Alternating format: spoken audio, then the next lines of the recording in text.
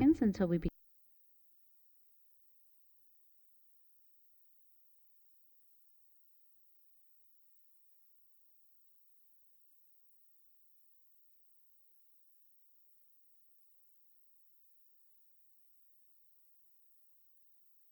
I'd like to call to order the August 22nd, 2023 meeting of the City of West Palm Beach Historic Preservation Board. Can we please begin with a roll call? David Burke. Here. Trent Swift.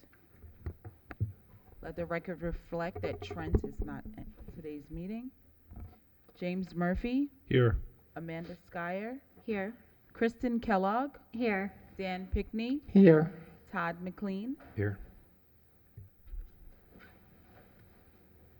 Okay, we now move on to approval of the minutes from the July 31st meeting. Do we have any changes to the minutes as presented?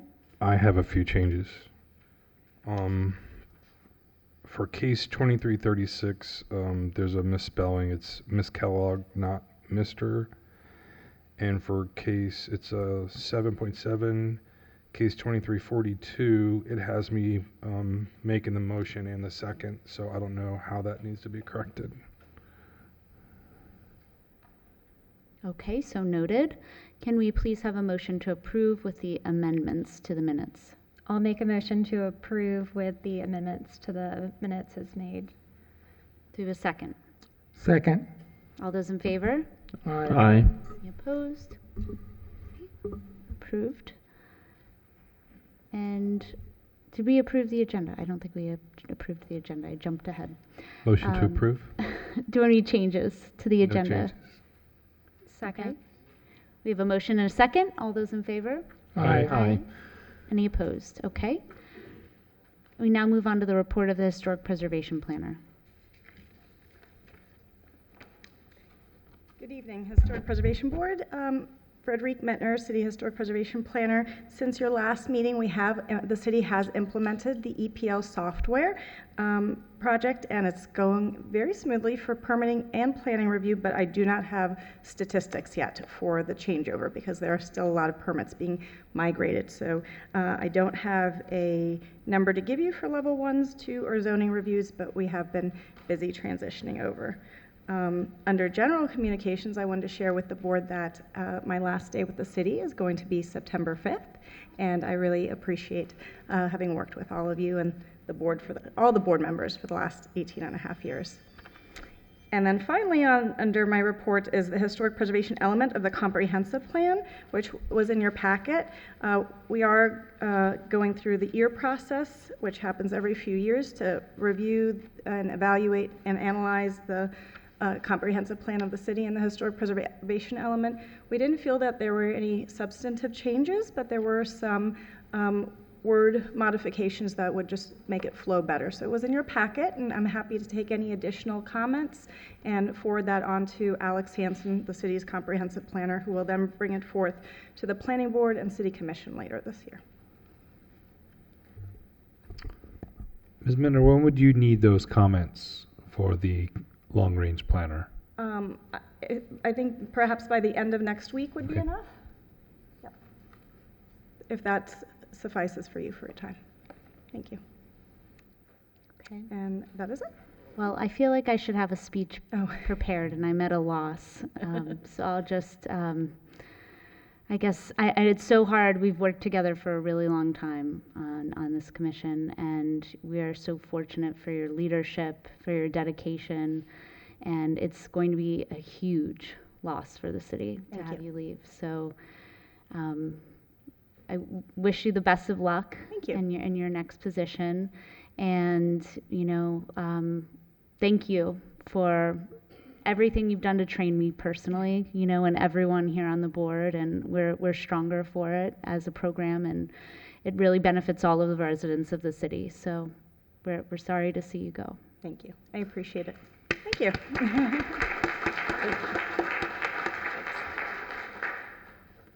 I don't know if anyone wants to add to that, no pressure, but. Well, I'll add to it. I feel like all of us probably have something to say in honor of the time that you've spent here, but being on this board for about a decade now, I have a lot of the same feelings. And in addition to that, when I was an intern at the Preservation Foundation longer ago than I'd care to admit, I spent a few days with Miss Mittner, so I had a little bit of training through her, through that avenue before I even joined the board. And that's probably part of why I am on the board today.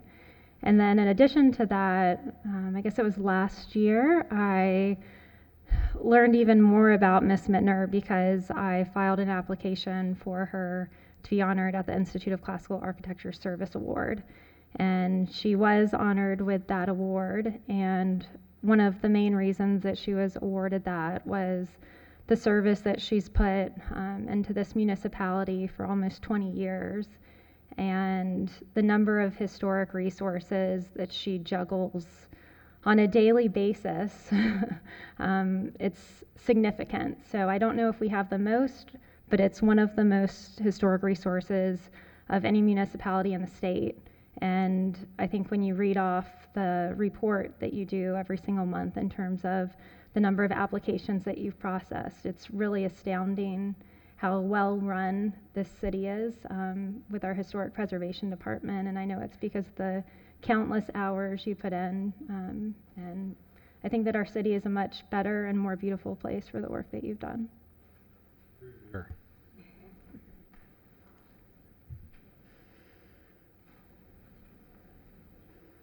We now move on to the remarks of the chairperson. So the matters before us this evening are quasi-judicial in nature, which means we base our decisions on competent, substantial evidence that comes before us. We ask you to please keep that in mind when speaking. For each of the projects on tonight's agenda, the applicant will make a presentation. They will be allotted 10 minutes. If there is a demolition involved, it will be 15 minutes.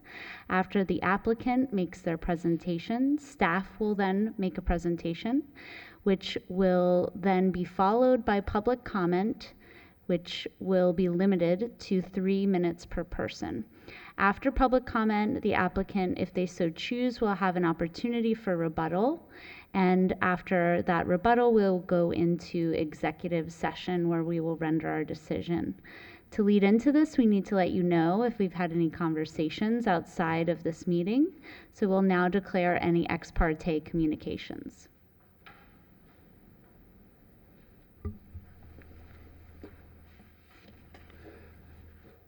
As to all matters on tonight's agenda, I, David Burke, have not had ex parte communications, have not received written communications, have not conducted an investigation, have not made a site visit, and have not received expert opinions. I request that these disclosures and all written communications be made part of the record. As to all matters on tonight's August 22nd, 2023 Historic Preservation Board meeting, I, James Murphy, have not had ex parte communications, have not received written communications, have not conducted an investigation, have not made a site visit, have not received expert opinions. I request that these disclosures and all written communications be made part of the record. Amanda Skyer, I did speak with Ms. Mittner about all of the cases on tonight's agenda. Other than that communication, I have not had any other ex parte communications. I have not received written communications. I have not conducted an investigation. I have not made a site visit, and I have not received expert opinions. I request that these disclosures and all written communications be made part of the record. Kristen Kellogg, for consent case 23-38303 Buckingham, I have a conflict of interest. I've already filed the appropriate forms for that and will not be voting on the matter. For all the other cases on the agenda, I have not had ex parte communications. I have not received written communications. I have not conducted an investigation. I have not made a site visit. I have not received expert opinions.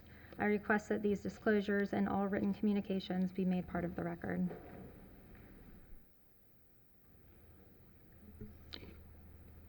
In regard to the items to be discussed this evening, I, Dan Pickney, have not had any ex parte communications. I have not received written communications. I have not conducted an investigation. I have not made a site visit.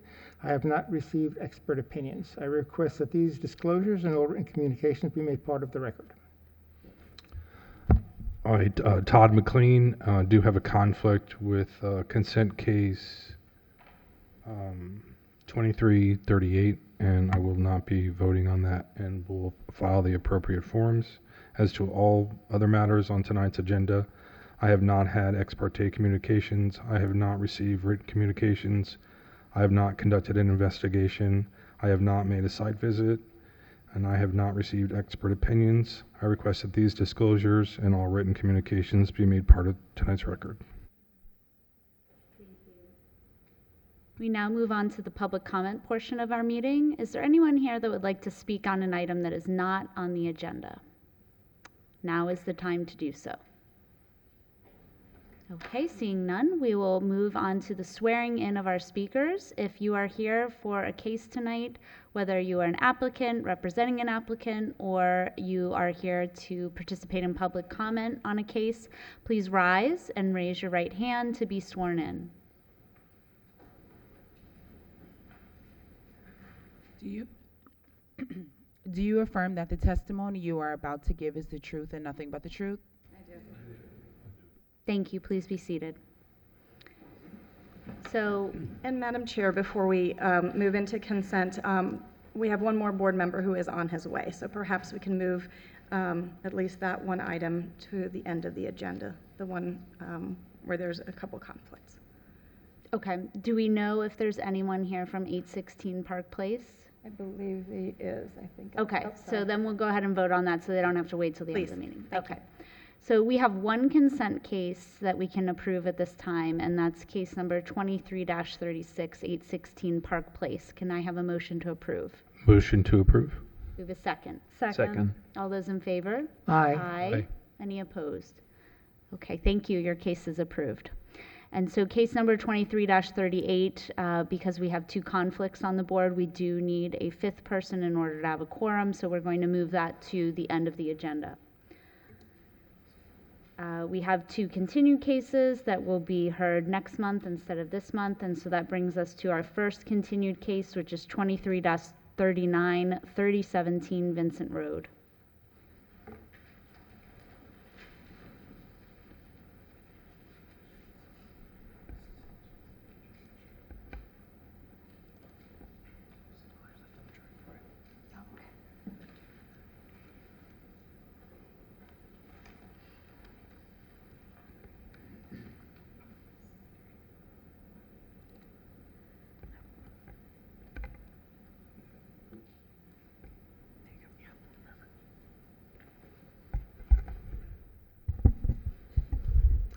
Good evening, everyone, and thank you for having us here again. I'm Dr. Russell Rosicki, architect, representing the interest of Holly Ross. Today, I'm joined by a colleague and who's assisted us with the design of this project. He's flown in. He's an accomplished professor of Columbia University Architecture School.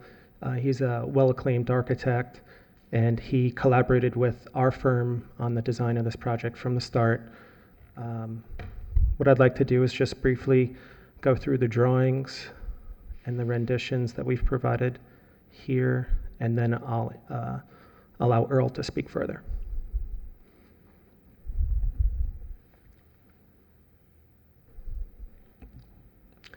So in our resubmission, we essentially had three major comments, considerations that were provided by the board during the last hearing, and we produced this resubmittal package with green highlights indicating the primary adjustments made.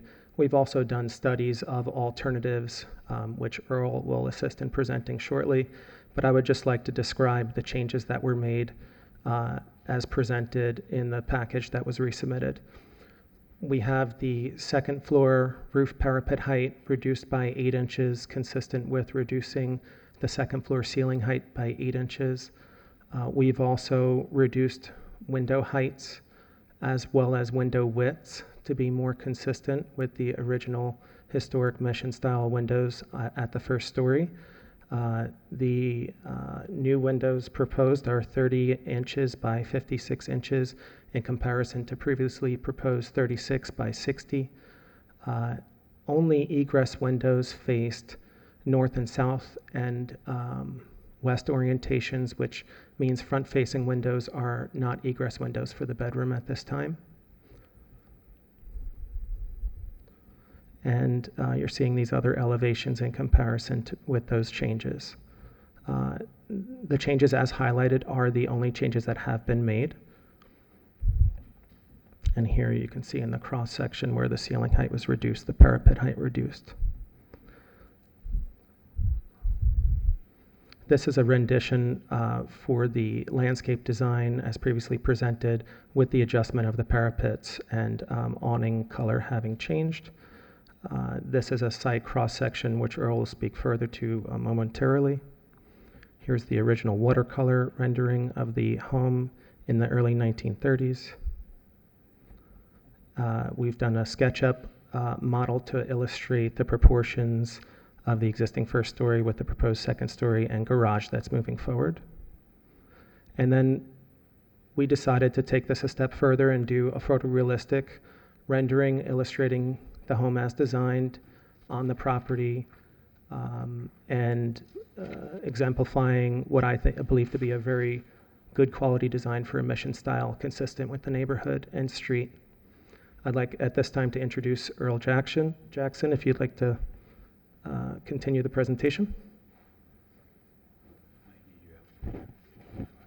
Sure, if that's okay.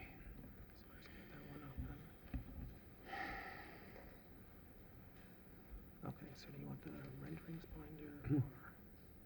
That's perfect. If you could open them all, and I could just. Okay, so that's this. And then design precedents, latest survey. So you have the site section, the perspective in there, and the front rendering. Good evening, committee. Thank you for your time and your level of care. I watched the last hearing that was had on July 31st, and I appreciate the comments that you've given us. I have a 5-year history of working with Ms. Ross. The reason I'm here and still working with her is because I believe in her commitment to quality, her care for historic preservation and restoration, and her sensitivity to the way that her property sits within its community. Our workshop, as mentioned, has been working with Russell and Walter recently on the adjustments and responses to your comments. And it is typically our approach to work with design and the things that we show you here and discuss them in the way that is most objectively presented. We try to eliminate as much of the subjectives, likes and dislikes as we possibly can, and try to focus on objective criteria so that we can facilitate and ease the decision-making process that we, our clients, and you will have to face this evening. In an attempt to earn your blessing this evening, I'd like to walk you through the issues. Russell has addressed a few of them already, so I don't want to dwell on them. He's mentioned already the window proportion adjustment that I know was raised at the last hearing. He's mentioned the ceiling height, which has been brought down 8 inches and adjusted. In response to your comments on the 31st, we studied a number of variations. And those variations, I believe,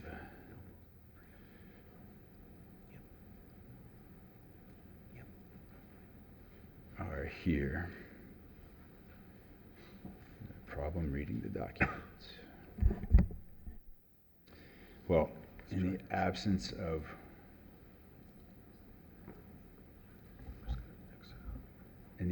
the graphic, we looked at 3.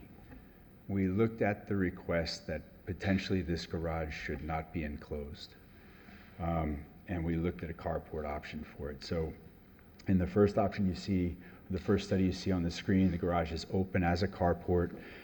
We reviewed this with Ms. Ross, and for the need for security and to control the environment in which they store things in the garage, they respectfully request maintaining the enclosed garage that exists today. We are proposing to pull that garage forward 12 feet to break it from the mass of the apartment behind, creating a truly accessory structure. In so doing, we're able to change the dimension of that garage and reduce it to bring a pre-existing non-conforming condition into compliance. We think that the garage maintains a sensitive relationship to the front of the house as it's still set back in the driveway. And we believe that that setback is also very respectful of front yard setbacks that we see both on our property and other properties in the area. In the second study,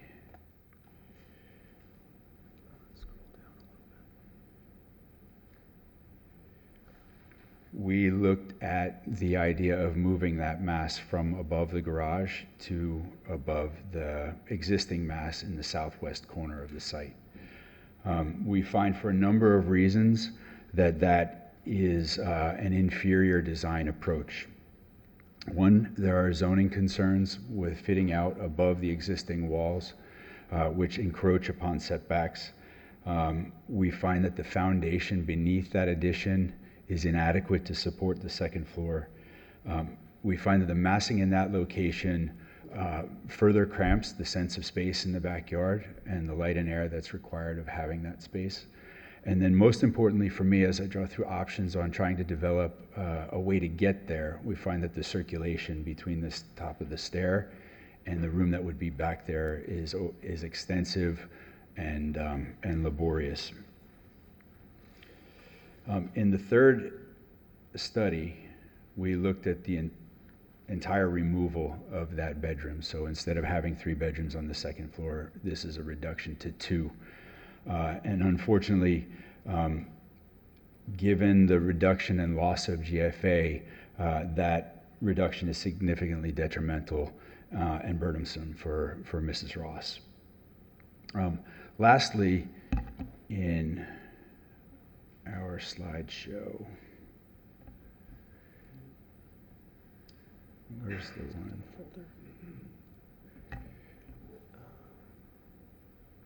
Section. Here. It's right here. Lastly, we studied the relationship of the proposed massing and profile up against the building to the north. And I took to heart your questions and concerns about the overall bulk, and I think there was concern about people maximizing the bulk on a second floor. So we took a look at this study, and we believe that even though we're adding that bedroom there, we're still finding a very sensitive relationship by breaking up the mass, and that the house still feels very small in the context of its neighbor and other buildings in the neighborhood. To explain the drawing on the board, the orange mass to the left side of the screen is the accessory structure. That's where the apartment is. The yellow portion is the garage and the bedroom above. That's closest to the adjacent property at the end of the driveway, and the orange mass that sits to the right of that is the massing of the rest of the house. So even as we approach the property line to the north, it's a minimal part of the house that's getting near that property line. We have a number of studies in the neighborhood that we've looked at just to try and get a sense of what fits and what doesn't fit, and we want to work with you to that end. And Walter's going to show you the other buildings that we looked at and describe some of the features that they had that we used as reference for this design.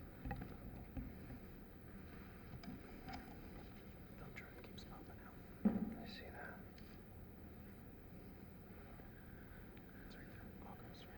that. Mm-mm.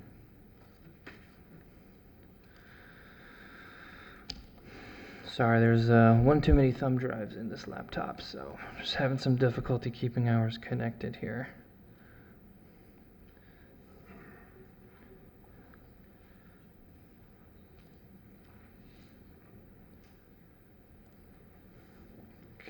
Can I?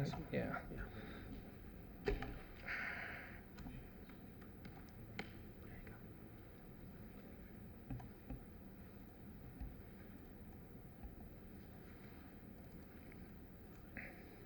Okay, while this hopefully loads. Of course, taking in... Can you announce who you are, please, for the Oh, record? absolutely. My apologies. My name is Walter Hyde III. I'm partner of designer architects, registered architect in Florida, working on this project. Always have to take in the context of the community. So I personally went around and collected some photos that I felt were helpful to review when reconsidering our submission. This is what I would consider the more successful type of two-story mission-style homes. They have a sawtooth step-back second story. They're much less dominating than other mission-style homes. This one has a smaller step back, happens to have little to no detail on the addition that was presumably added at some point over a single-story original bump out. This is the home directly across the street. It's a two-story mission. It does have the sawtooth step-back second story. This is a little further down the street. It's a more dominant mission style. It still has that step-back second story. We're trying to do something more responsive than this one, as far as keeping ours off the street and respective of other homes in the community. Here's an example that's only 375 feet away on Royal Palm Road. It's a mission style that has a two-car garage with space above. I'm going to remind you that we are only asking for a single car. A little bit further down the street, again, this is Vincent. All the homes that you've seen so far are contributing historical structures. The last one will not be. Again, same street, same style. It's garage with space above. It's very close to the sidewalk. There is one more example of that. This one is 900 feet to the west. It's not on the street. It's very close to US 1, so I expect that you might have seen it. It's just another example of a mission two-story. And taking into consideration some of our closest neighbors, you saw already in the section that we studied our neighbor directly to the right. This gentleman is on the corner of Westminster and Vincent, and this is a characteristic of the street. It's a large two-story garage structure with a very close setback to the street. That's all I have. Thank you so much.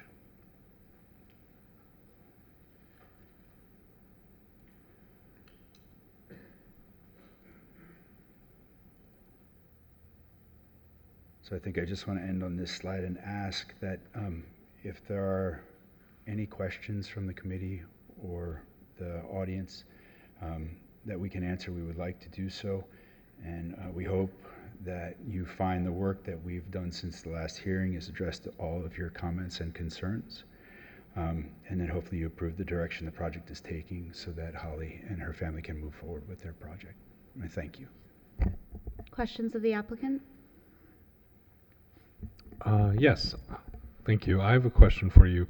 You referred to the existing garage as non-conforming and its elimination and pulling it 12 feet closer to the street to bring it more into conformancy. Can you elaborate on that? Sure.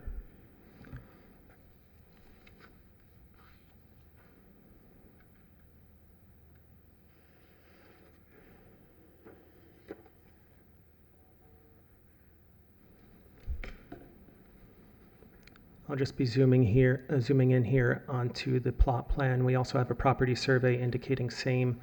There's actually less than a 3'10" setback at the existing garage, showing nonconformance. And what our proposed design is for a garage that's actually smaller in size, footprint. So building footprint is reduced to where the home is brought into compliance.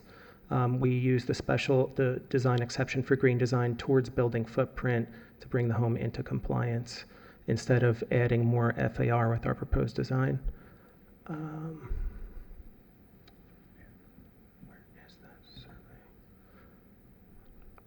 So it's a reduction of the side yard encroachment as opposed to the forward. Yeah, and you can actually see the comparison here. The dashed line represents the demolition of the old garage versus the new proposed garage. The garage is, the existing structure back there is only one story though. No? The existing detached guest house is one story. The garage currently it was one story, yes. And you're pulling a two-story element closer to the street, albeit complying with the setbacks. That is confirmed. And the primary interest there too is to bring this home to its original historical character and site context. That guest house was originally detached. The garage that was built was done in the early 30s afterwards with that southwest addition. So as Ms. Hamilton also expressed her interest and approval of detaching the two structures, consistent with that, we brought the garage forward also to make and preserve for enjoyment in the backyard, allowing air, natural light. And, Did you do any studies keeping the garage where it was and building with your layouts? I know the layout is the most challenging, particularly with your commendable approach in terms of the saw cutting. But I remember mentioning that last month, the building onto the existing, understanding that the guest suite is going to be an independent area. Yeah. Or perhaps a compromise, not 12 feet further, closer. Yeah. I would say that, sorry, I would say that the move to break it seemed like it was supported and favored. We like it for obvious reasons because it allows that backyard to breathe. I think that it's a good response in terms of breaking down what would otherwise be a very long and continuous wall against the adjacent property. So the breaking of that felt like a good direction to move in. I think the opportunity to reduce the size and alleviate a pre-existing condition was an opportunity that we took as a result of doing so. While we did bring it forward, it's still well beyond the setback, and then we also tried to keep that beyond the front face of the house so that its mass was not present to the street or the sidewalk. And I'd also just like to add, considering our proposed detachment at 12'6", we did not actually request the detached structure increase to FAR. So that would constitute a minimum of a 15-foot separation between structures. So our request is actually with respect to two structures that are detached, but not to achieve an additional FAR. So in far as to keep the garage as setback as possible where we placed it, while detaching it from the rear structure.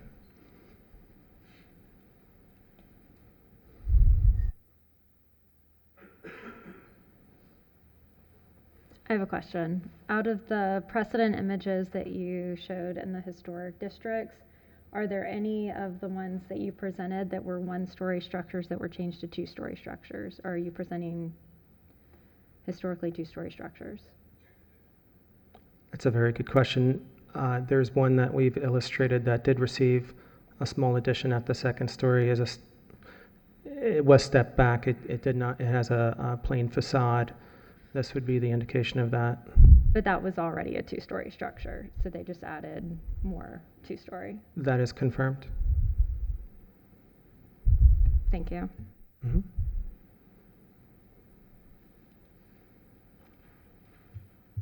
And I have a question about those images as well. Were any of those examples of a garage with a second story above primary structures? It looked like most of them were accessory structures, the contributing examples that you gave. This is a primary structure. With probably an addition done later connecting the accessory with the primary. Would you say that's correct?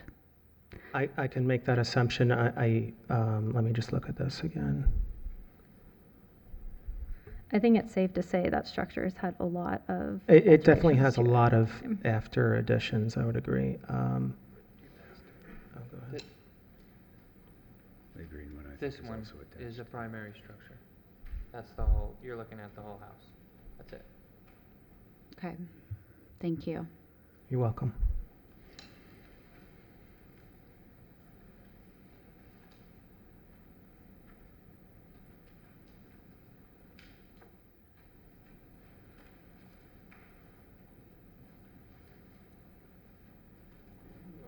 Your rendering that you did, the new one, just bring that back up.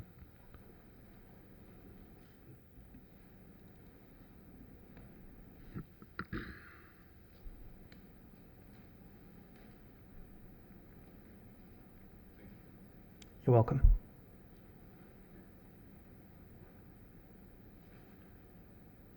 Are you sure 132 Royal Palm Road is not an accessory structure? Because I'm remembering what property that is. It's right by It's two very similar sized massings that have two completely different addresses.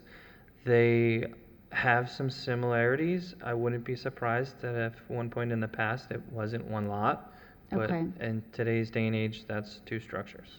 Okay. It does look like it was, regardless of what it is now, originally an accessory structure. I'm sorry, I have one more question. Forgive me as I'm trying to just recapture what was shown last month. You don't have any elevations of the existing, the prior proposal? Yeah, I believe we did bring the prior proposal as Okay, well. not important. You're increasing, if memory serves, you're also increasing the height of the existing ground floor. No, that's not the case. The existing finished floor stays where it is. I think the ceiling height, The ceiling, I'm sorry. The ceiling height, You're yeah. raising this, you're increasing the interior space by raising the height of the interior space by a foot. That is correct. And that's staying. Yes, but that doesn't actually lift. There's a large interstitial space in the range of 22 to 26 inches that makes that space above the ceiling. So we're capturing some of that interstitial space without adjusting parapets. That's right. And Without last month you had a section, right? Exactly, without don't have- adjusting.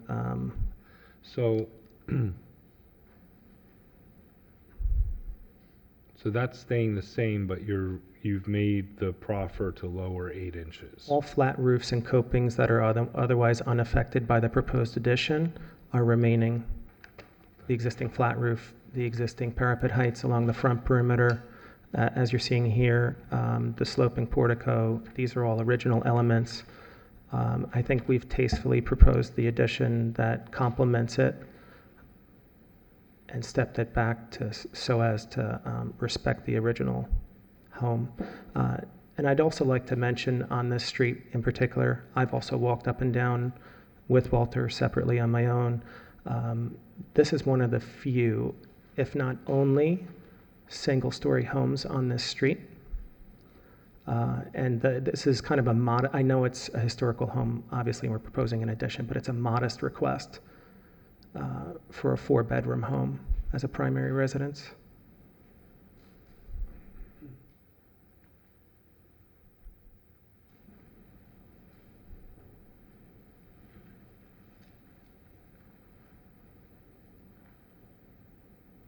Any further questions of the applicant? So are you presenting what is in our board packet, or are we also considering the options that were put forward? We studied the options and find that the options are not acceptable. Okay, so that was just to say we've looked into it further, but we're still pretty much staying with what was presented last month. With the adjustments that were presented. Okay. Yeah. Yeah, and in the sense of, if you recall, I kind of interrupted the executive session last time and I asked, hey, is there an opportunity to possibly move this to the southwest side of the property for an addition? And I was excited about that possibility, but the reality is this is a unique lot with double radius in the back and in the front, and then it has tapered lot lines that get more narrow as you go back.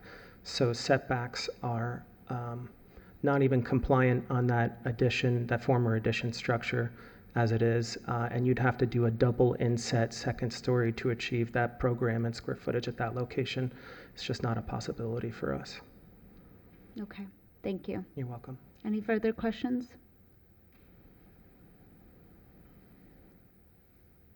Thank you. Thank you. Thank you.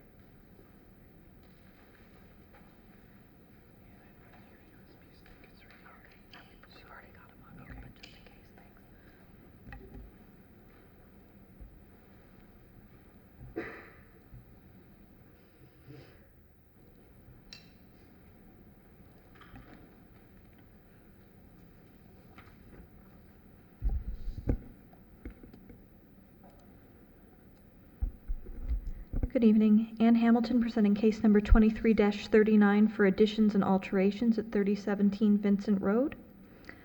This case was continued from the July Historic Preservation Board meeting to discuss some of what the applicant just presented. As you can see here, it's a lot in the Prospect Southland Park neighborhood. Here's a photo of the site as it is in its current condition. The request is for a second-story addition and a small addition to the ground floor guest suite, as well as demolition of the existing garage, which connects the main and accessory structure, and construction of a new garage attached to the main house, as well as limited changes to restore the front elevation to a more appropriate historic appearance. As you can see in the site plan here that the applicant just presented, the site plan is largely unchanged from the last meeting.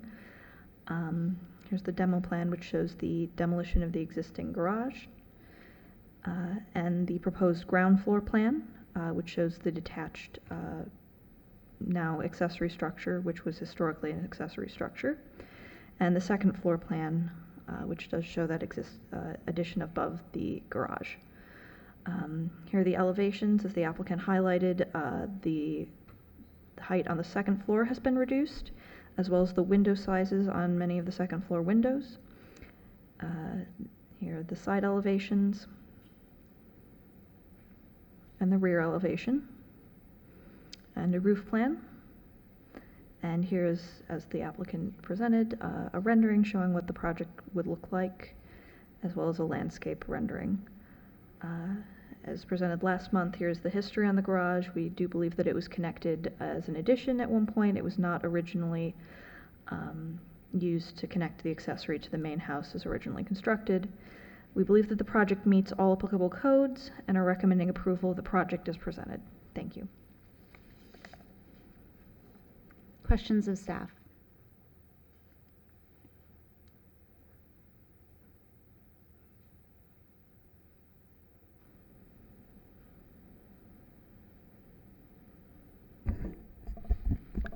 I have a question. To build on the I'm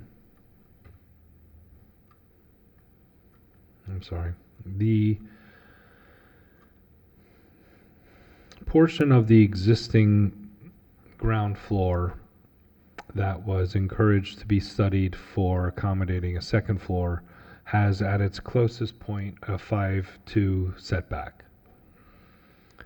The intervention to put a second floor on that portion would require a what distance setback for the second floor portion? Or by touching the whole one-story portion, would it trigger a variance? I believe probably what the applicant is referring to is the cumulative setback. It would be the problem that they're running into because you need 5 on one side and a total of 15. So I believe that by putting it above that, perhaps that's what they're considering to trigger a variance.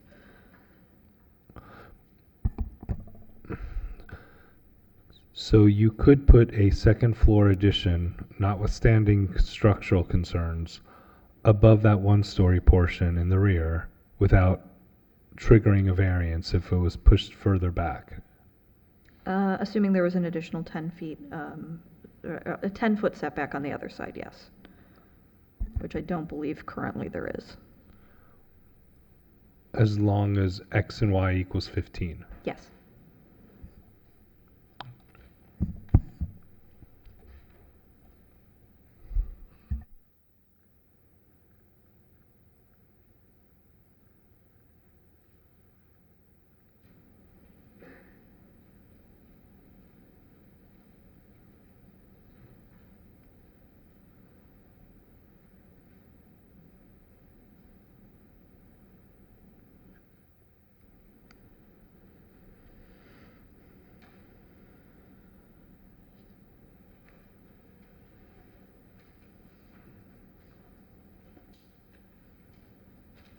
I have a question about one of the precedent images, which had an attached garage that I guess was 2 lots over.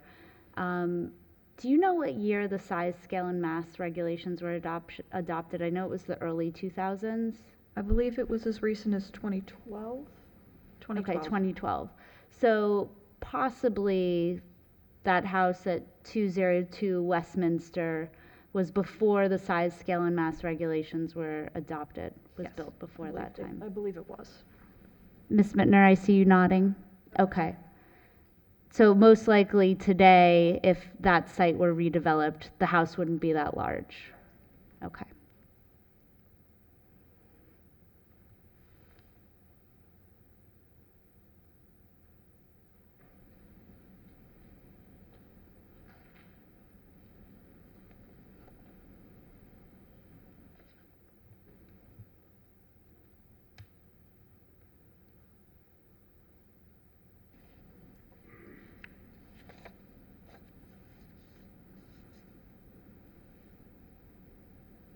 Any further questions of staff?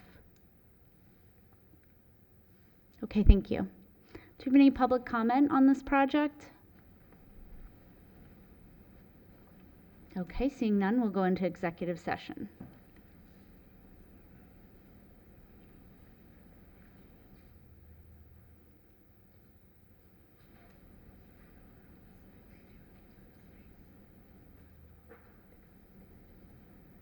Would anyone like to start with their thoughts? And could you bring the render back up on the screen, please? I'll start. I think this is a very carefully thought out addition. Even though this is a one-story turning into a two-story, I think there was some very thoughtful consideration to how it's going to, present itself to the neighborhood. The reason why I keep going back to this render is this looks like it's always been this way in this render. If you look at the existing pictures, we can all see that that garage was not original. And the way that this is set back so far, although it's a new garage with a second story above it, there's thoughtful consideration to not bringing it to the very front setback. I like the stepping of this. You can still see the original house. My only concern is the north elevation, the proposed, because we are, I don't know what the thing is next to. It looks like maybe an AC unit or something, and then there's two windows and then probably a little kitchen window. So we are losing some of those north features. So I think if we're going to move forward with this, I'd like to see some additional windows put on that new garage, just even for some light. But I think this is a very thoughtful design, and I would support this if the board would also do the same.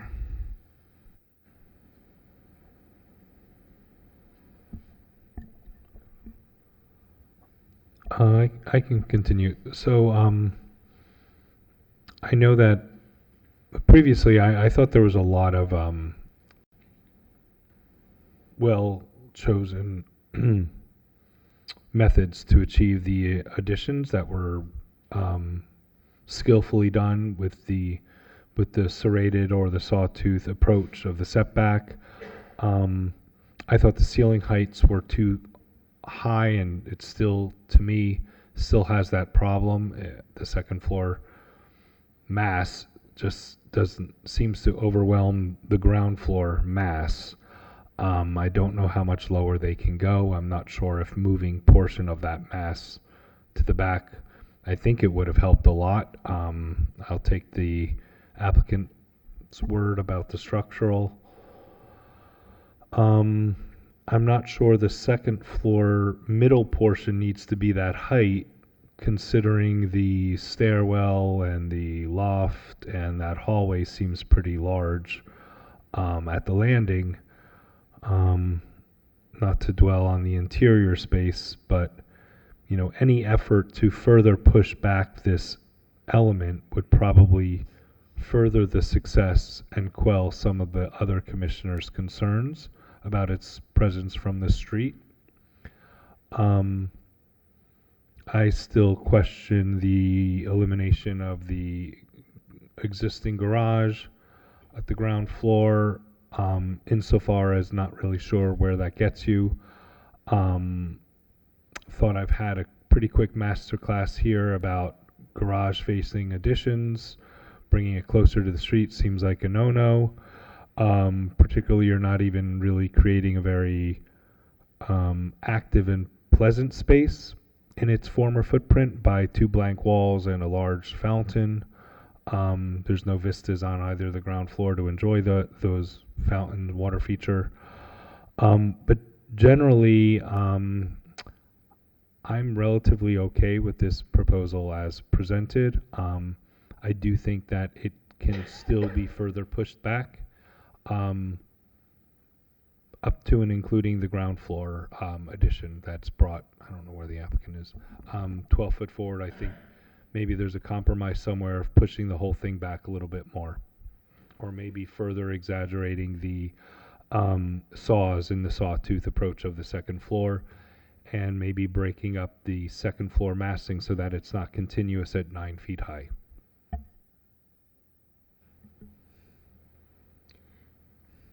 I disagree with the idea of the massing of the second floor overwhelming the first floor. I think the design is very elegant and the proportions are terrific. And the idea of lowering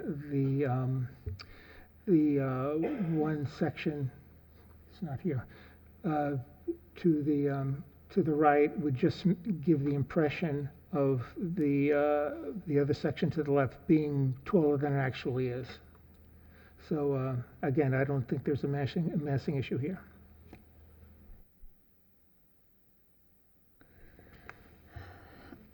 My thoughts on this project have not changed substantially since the last meeting. I don't feel like most of our comments were addressed. I understand that they were studied, but I don't think it's a successful,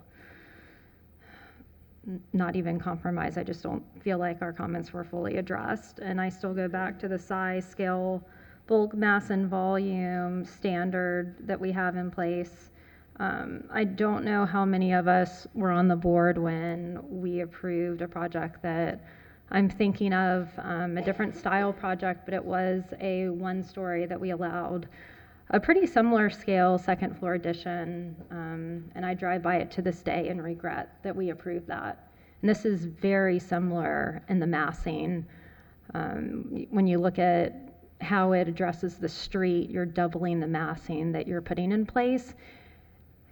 And perhaps it's my tenure on this board that makes me understand that, yes, I mean, this is a pretty picture, but the work that has to be done to get to that point, the demolition of the existing structure that has to happen to make this a reality, and then furthermore, just understanding how it changes the streetscape based on something similar that was done in the past, I can't support the application.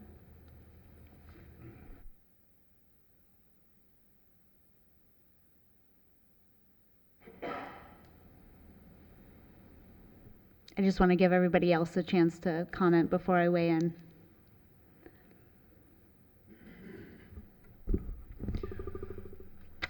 I'm in agreement with approving this project. I think that there definitely was a lot of thought that went into it. And I think that advancing it and denying it would sort of refute that thought. So I'm going to second on the approval of this.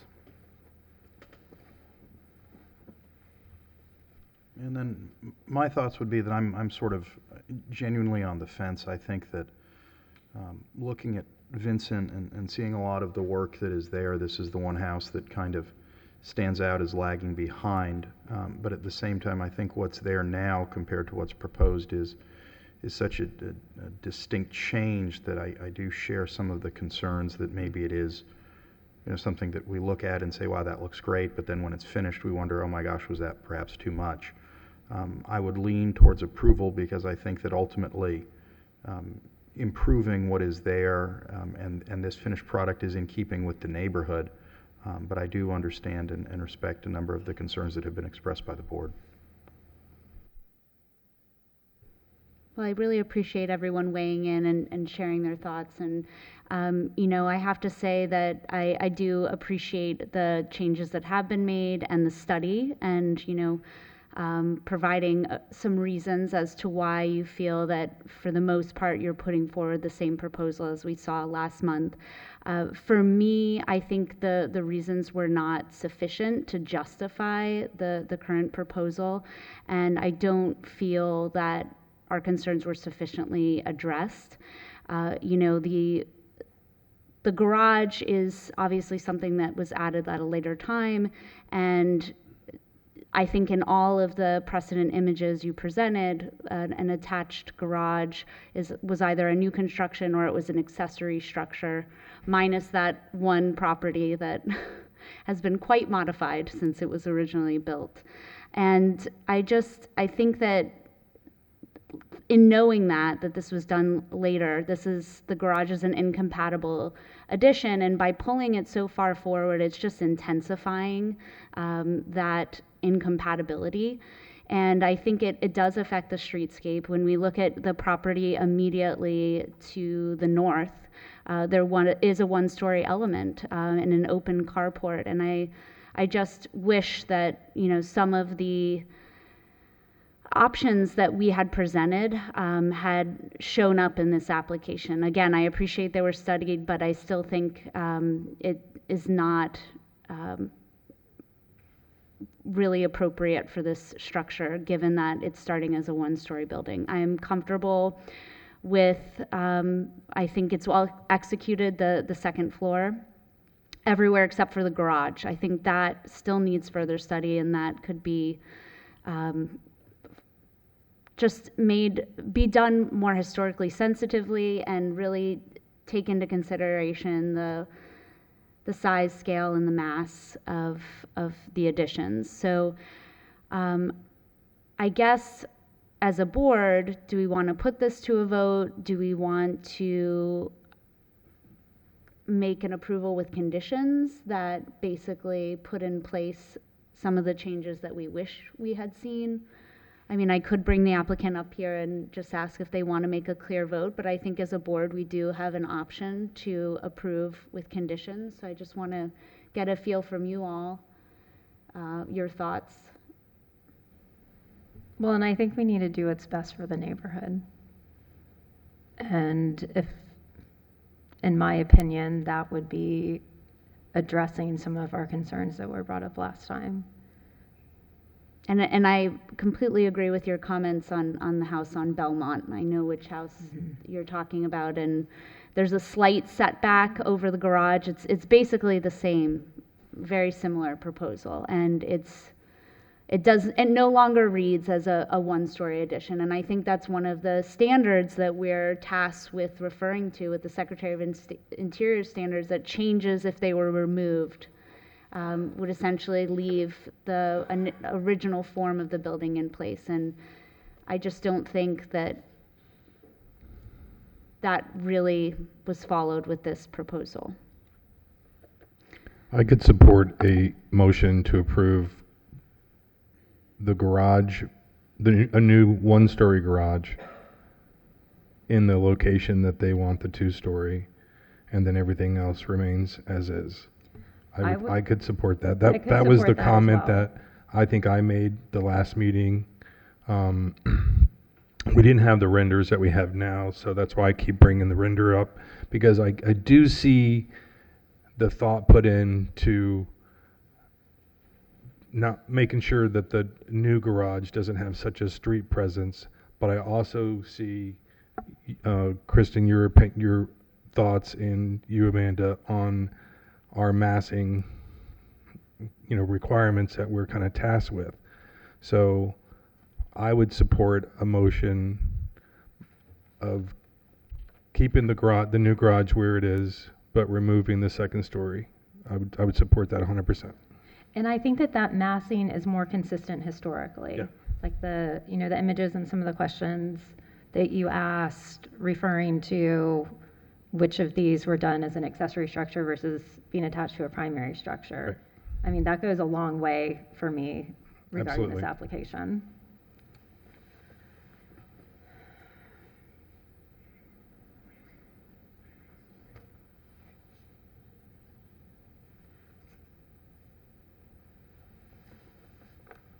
So I wonder Can we talk to the applicant? if I should, yeah, ask the applicant if they, what they would like us to do.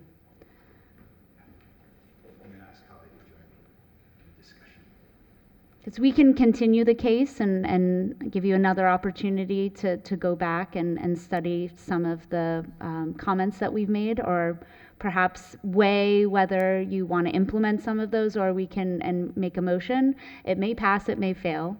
Right. You can hear the board has different feelings on the issue. Yeah. No, I think that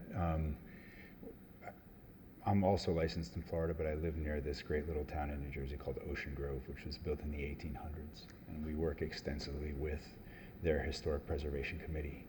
So I understand the sensitivity, and I understand and respect all of your comments. We are striving for a home that when it's finished will look like it's always been there. And I can speak to the quality that Holly has always brought to our projects, that this is probably going to be one of the nicest detailed and respectfully detailed projects that is done when it's finished. I would say that I share your concerns about the north facade. I know that last time there was a discussion about the windows in the dining room, and I think if that were a desire, we can move those windows to the face of the garage so that we maintain fenestration on that side of the house for sure. I also heard a comment about the height, and what was confusing to me in the last hearing was the ceiling as the driver for the height. So when I see this, what I understand is more the parapet as an issue with height than the ceiling inside. So I wonder if with an adjustment in windows, and I'd need Holly to confirm this, but I'm just going to speak out loud for a moment, the adjustment of the windows on the north, and maybe a working session, so it's not another hearing, to reshape the parapet for the house, if that wouldn't be grounds for a conditional approval, so that we could work with Ms. Kellogg and yourself and the staff to sort of get the profile of what that parapet is right. And I would just like to make a mention to, since the garage location coming 12.6 forwards from the detached structure in the back, I think that's also an adjustable dimension. I just want to let the board know if it's consideration of keeping that second story above. You know, obviously less than 10 feet is unusable in my opinion, but we have 12'6" proposed right now. So thank you for your further testimony. Would you like us to make a motion, or would you like us to continue the case? Yes, I think we Make a motion. Yes. Okay. Okay, thank you. Thank you so much. Thank you. So we have the condition of the garage, the condition of adding the, do you mind doing this, Kristen? Let me take some notes. Hold on. Thank you. Adding the two windows to the north elevation of the new garage.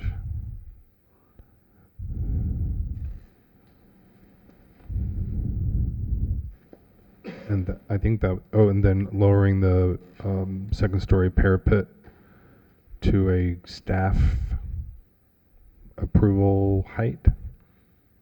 Maybe they can communicate that with us. Lower second floor parapet to be reviewed by staff. Yes.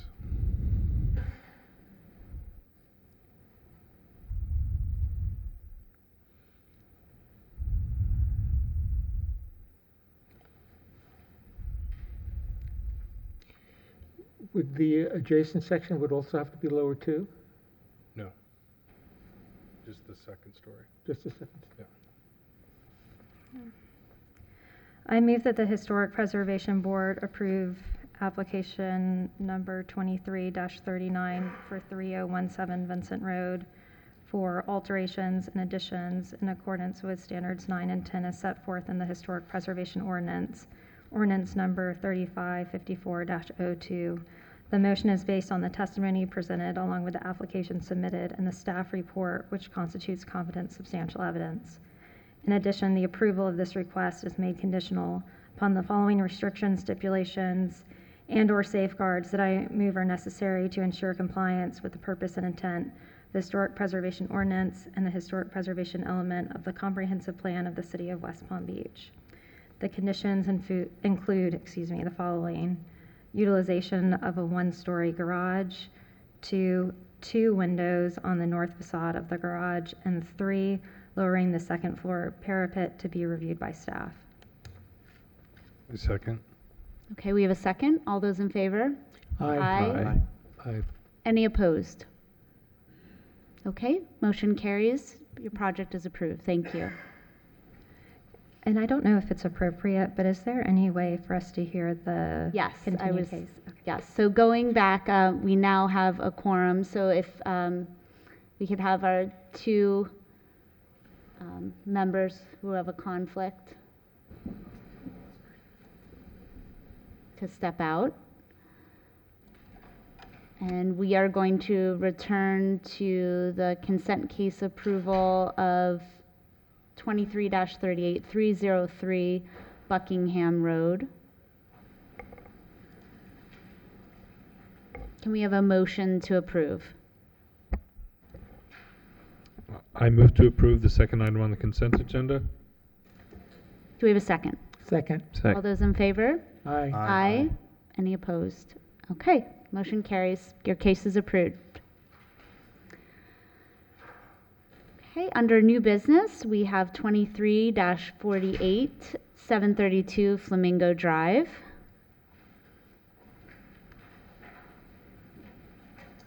Mr. Smith, if you could tell Ms. Kellogg we're ready. No, I don't know if he heard me. And I have your plans up here, Ann. Thanks.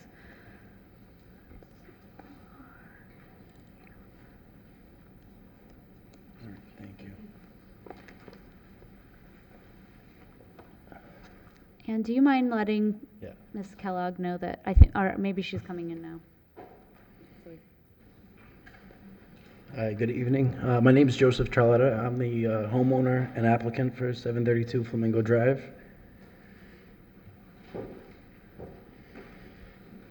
The property at 732 Flamingo Drive is an existing one-story minimal traditional structure constructed in 1956. Its character-defining features include a side-facing gable roof with a shed roof over the entry that serves as an extension of the existing roof, decorative rails along the sides of the front porch, and a brick planter bed. I'm requesting additions and alterations to this existing home, consisting of demolition of an existing 800 square foot non-historic pool enclosure, a second story addition entirely set to the rear of the existing structure, replacement of existing windows with impact windows, and for consideration, alterations to the front elevation, which includes 2 gabled roofs. That specific alteration, I have 2 schemes for, keeping the existing roof as is, and then also proposing a 2 gabled roof scheme. These are photos of the existing home exterior, the front elevation, the west elevation, the rear elevation, and the east elevation. The structure that's pink is the existing pool enclosure that's being proposed to be demolished. This is a picture of the existing front elevation versus the proposed.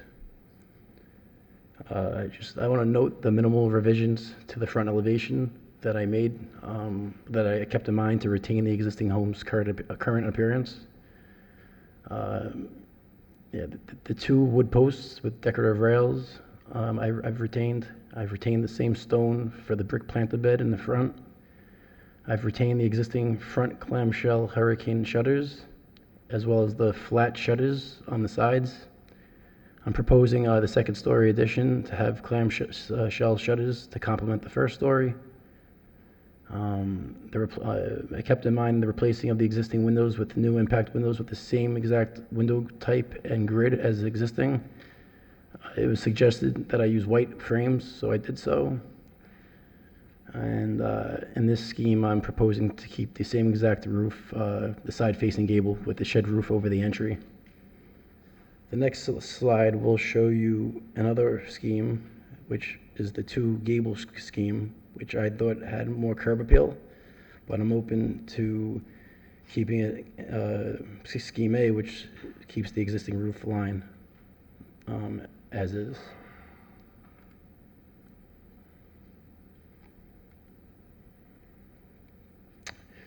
This is the front elevation of scheme A, keeping the existing roof lines as is.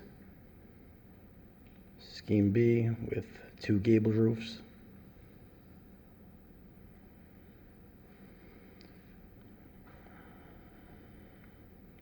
So this is the floor plan, first floor plan to the left, second story floor plan to the right. The floor plans are currently showing the two gable roofs, but if approved with the condition to keep it the existing roof, these would be altered.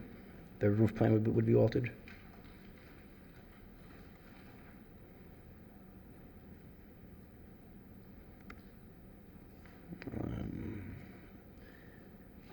Yeah, this makes the house look very long. Sorry. Yeah, it's not that long, but these are the side elevations. Rear elevation.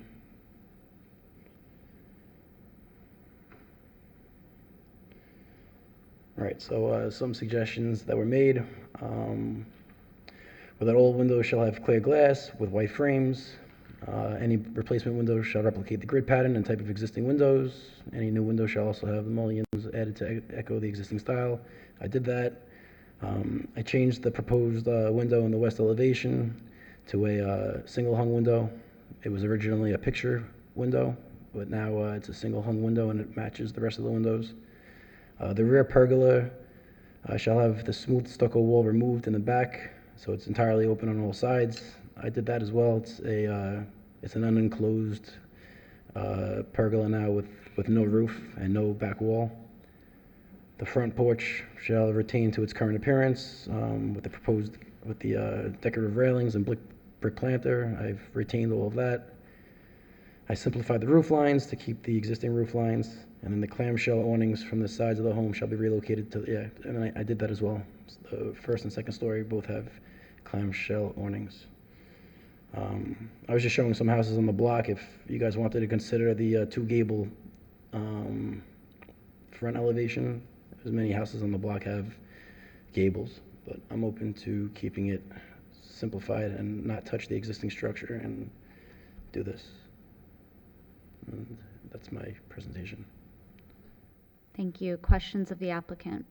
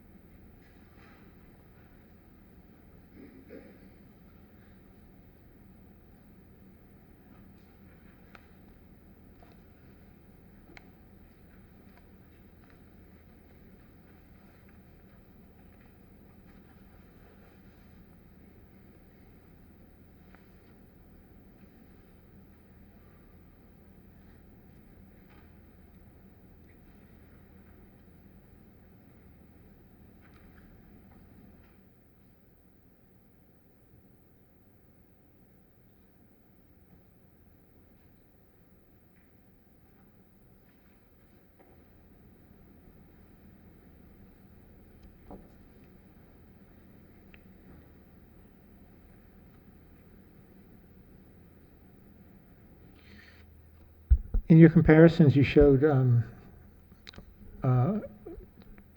one-story homes. Is there anything on the block across the street that are two-story like that? Yeah, the neighbor's home to the right is a two-story home, but it's more of a Spanish Mediterranean style home with two stories.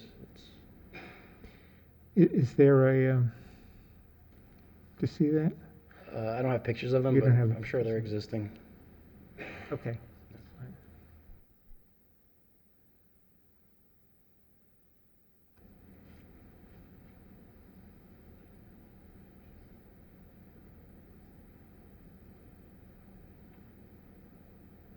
Did you have a streetscape study as part of your presentation to show the fronts of all the houses on the street and how this addition compares? No, I apologize. Okay. I didn't know to include that. I thought it would be useful to take some pictures. I only took 2 pictures of existing homes that were like neighbors, 1 or 2 houses away. How far would a streetscape expand? How many, would it be all on the same block? Like how many feet? Yeah, typically when we're looking at additions and new construction, that there's a streetscape that shows with all the houses on either side and how it compares in height. Gotcha. And massing. Okay.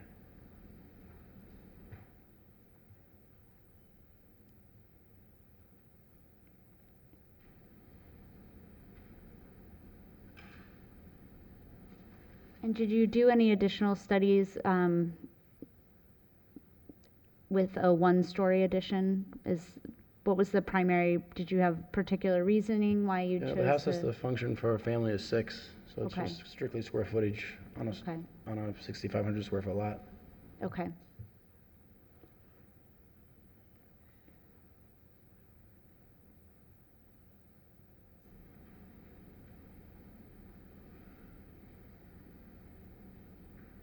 Any further questions of the applicant?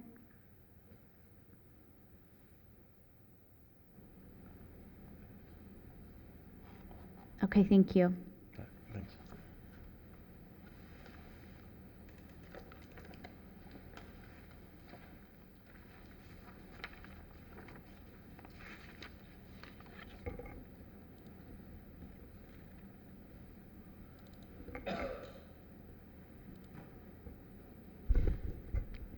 Good evening. Ann Hamilton presenting case number 23-48 for additions and alterations at 732 Flamingo Drive. This is a contributing structure located on the south side of Flamingo Drive in the Flamingo Park Historic District. It was built in 1956 and is in the minimal traditional style, as you can see here. The request is for the demolition of an existing 800 square foot non-historic pool enclosure, a 2-story addition entirely set to the rear of the existing structure in the location where the current pool enclosure is, a total additional square footage of approximately 1,704 square feet, replacement of existing windows with impact windows, and alterations to the front elevations, including 2 gabled roofs. However, as the applicant did indicate, he is open to exploring keeping the front elevation as is currently constructed. As you can see here, there is currently a rather unique addition to the current Florida room of the home that encloses the pool. The applicant is requesting to remove this. Here's the site plan, which shows that the new addition will be wrapped around the existing pool. The existing and proposed ground floor plan, which similarly shows that, as well as the open pergola that is located to the rear, which the applicant did revise. The second floor plan, the second floor is largely a loft, game room, and master bedroom. And elevation showing the first option retaining the historic front elevation, and a second option that adds 2 gabled roofs. Side elevation, the other side elevation, and the rear elevation. I will note that it does appear that the wall extends about 4 feet on the rear with the smooth stucco finish. It's not entirely open. I do have a condition added to address that. The roof plan. Staff believes that this does meet all applicable codes and Secretary of Interior standards and recommends approval with these conditions, which I can read for you. The second has been removed. It was included in your staff report. However, the applicant has revised to meet that condition, so I didn't believe it was necessary. So the proposed conditions would be all windows shall have clear glass with white frames and low-E coating permissible on sides and rear. Any replacement windows shall replicate the grid pattern and type of the existing windows with dimensional muntins. Any new window shall also have muntins added to echo the existing style. The second condition would be the rear pergola shall have the smooth stucco wall removed entirely and shall be open entirely on all sides. The third condition would be the front porch shall be revised to retain its current appearance rather than the proposed gabled roof, and the decorative railings and brick planter bed maintained. The applicant shall simplify roof lines and transition more appropriately from the existing structure to the new addition. As a suggestion, we were recommending removal of the second floor game room and laundry to better facilitate the transition from existing to proposed. And a final condition that the clamshell awnings from the side of the home shall be relocated to the front facade of the second-story addition. Thank you. Ms. Hamilton, can you go back and you have one photograph of the existing situation that shows the adjacent Mediterranean home. You could just... Yes. So as you can see here, it is a two-story next door. Right. Which is why we thought that a second-story massing might be appropriate.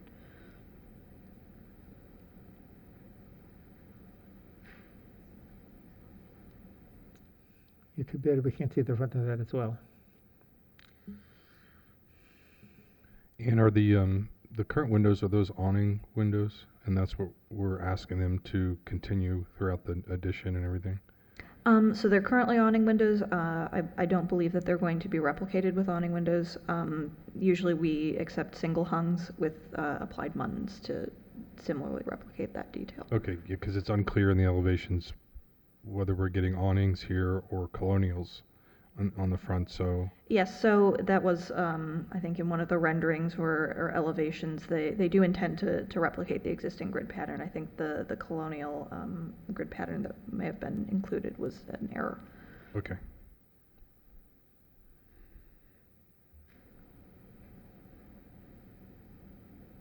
And what are your thoughts on the roof line of the addition? I think it's better. I think that they've simplified it. I certainly don't support the front gables, and I think that some of the transition between the sort of portion behind the existing horizontal portion of the house and the more vertical portion going back could be simplified better. Yeah, I think that needs a little work. Yes. Seems like there's a piece of the house missing there. Mm-hmm. Okay.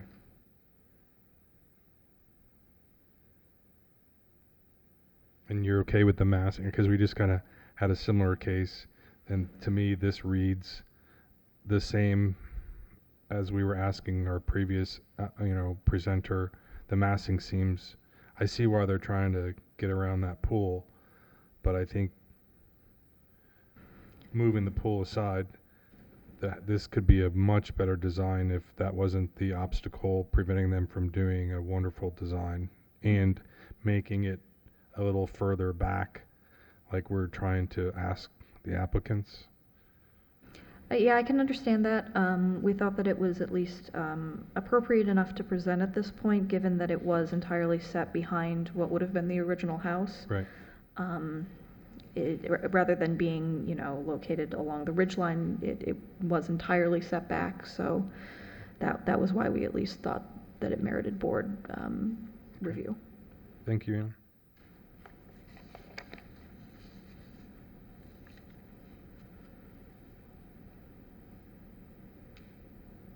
What are the lot coverage requirements? Because it seems like the addition is taking up a lot of the lot. So I believe for this lot, it's 30% lot coverage. They do actually meet their lot coverage.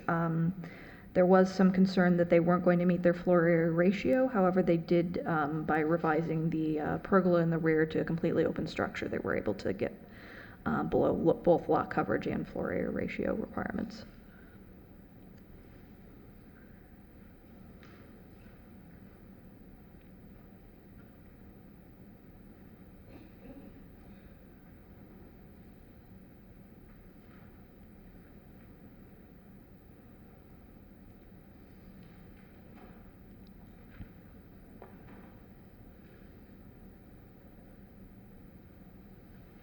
Any further questions of staff?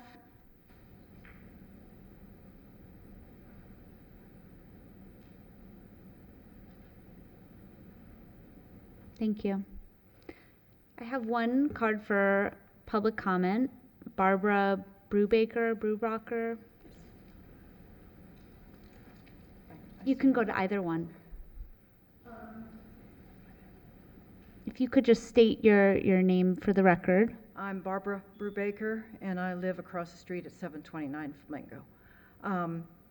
I have been in this little house before.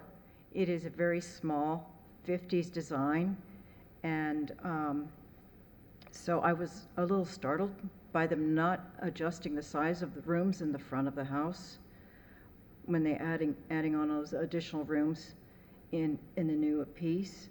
And while it does, the new addition does mirror the front piece, I feel from the side view it's rather awkward with a slope roof going down and then going up to the second floor. The house to the east of it is actually a one-story, one of the ones they showed as an example with the gable facing the street. So it has a two-story on one side and a one-story on the other. So I guess our biggest concern was we didn't know if it was enough property being left open to absorb the water flowing onto the house. But we're not delighted with the design of the home. I think it could have been a little more to the second floor if they're going to add a second floor to it. So those are my comments. Thank you very much for your time. Thank you for your time. Do we have any members of the public that would like to comment on this? Yes, sir.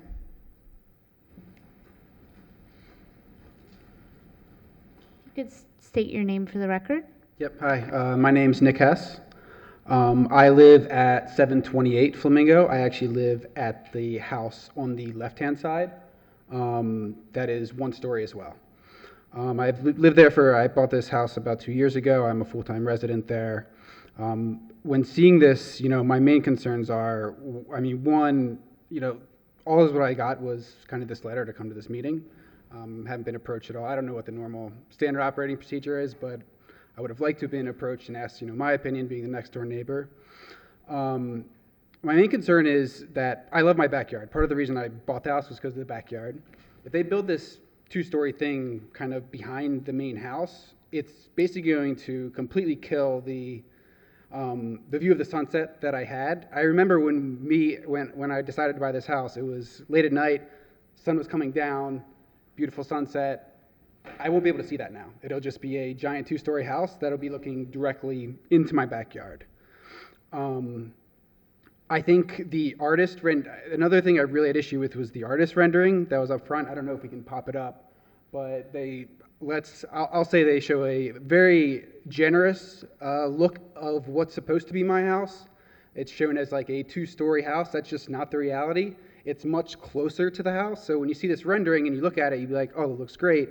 But the rendering, my house is much closer than the rendering looks, and the rendering shows it being next to a two-story house, but I'm a one-story house, and I can almost touch the house from my carport as is. So I think the rendering just totally misrepresents actually what it's going to look like, and I think a few of you mentioned that it lacks kind of like the broad look with the street in the presentation, and I just don't want you to be misrepresented by this rendering. That's just not how it actually looks. Especially with the surrounding houses. So that's like selfishly how I feel. And then thinking from the aspect of the community, which, one of the things I loved about the place was how it's a historical neighborhood.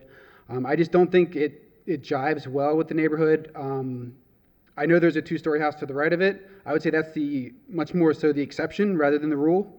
Most of our neighbors are smaller, one-story, kind of like how it looks now. And I almost think it would just look very misplaced with this giant second story thing. I was kind of shocked when I saw the plans. And so yes, selfishly, just in conclusion, it's going to totally ruin my backyard almost and just how I like to enjoy it. And it's going to overlook my backyard, and I really would rather that not be the case. And I think it doesn't make sense in the neighborhood. Thank you. Thank you. Do you have any further public comment?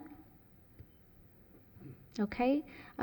You have an opportunity, sir, to respond to any of the comments if you'd like, if you so choose. You don't have to, but if you would like to, you have an opportunity to do that now. Is there anything you'd like? Okay. Okay, so we'll go into executive session.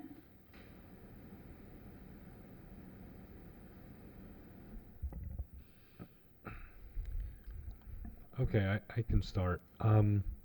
So I'm having some difficulties reviewing this project on the heels of the last one, which was a more charming one-story house than this is. This is surveyed as contributing, this structure. Yeah, that's I think what the staff member said. But I think that the second story addition destroys the one-story existing property. I know we don't really delve into interior spaces, but as someone who was recently looking for properties, I think someone brought up, I too was surprised at the lack of intervention in the existing house to remain in terms of those very substandard size rooms. And if you think, wow, I'm putting this whole addition, I'm going to have a glorious kitchen and better bedrooms and with closets, and yet nothing is done to that, and the kitchen serves as a same pass-through. And I think that the engineer would benefit from taking a look at some plans of rooms that are more traditionally laid out, because the additions just seem to be very queerly proportioned. I think the maneuverability in the addition just isn't flowing. So the shape of the addition to me has all of these kind of like play activities, like a Florida room and a game room and an outdoor kitchen and a very large pool that seem to be dictating the program, again, as opposed to the prior project, which seemed to be client driven with the number of, I know it's always a game of square footages and you need this number of bedrooms and bathrooms to sell a house these days, but I just am struggling with the interior configuration, the second story massing, how it touches the property to retain. I almost think they should be separated, or maybe there's a one-story connector and then the second story addition kind of plays on its own as it currently is. It just maybe should be disengaged from the one-story existing building. I just think this project needs a lot of work to get my support. I completely agree with all those comments, and to add to it, the Florida room and the game room, which you mentioned, that space, 12'4", particularly the game room and that laundry room, that's an incredible impact on the streetscape for a room that's 12 feet wide. So I, again, just echo all the comments that were previously made. I'd agree. I don't think this, I think this is probably one of the most difficult homes that we have in our historic districts. They're contributing, but their character is minimal. And so I think what this project needs is an architect, because I don't think anybody with an architectural degree would allow this floor plan. The rooms run into each other. This is almost like somebody sat down and said, okay, what do we need? And they took a bunch of boxes and put them together, and then they built the plan from that. There's no flow at all. I think if the intention is to sell this, I think they would have a very difficult time.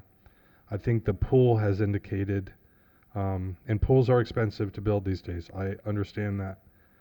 I think this property or this type of home, there have been some very successful additions to these type. I don't know if this is a Ross. It looks like a Ross home, like from the south end. It's probably not, but it's similar to what we see in the south end.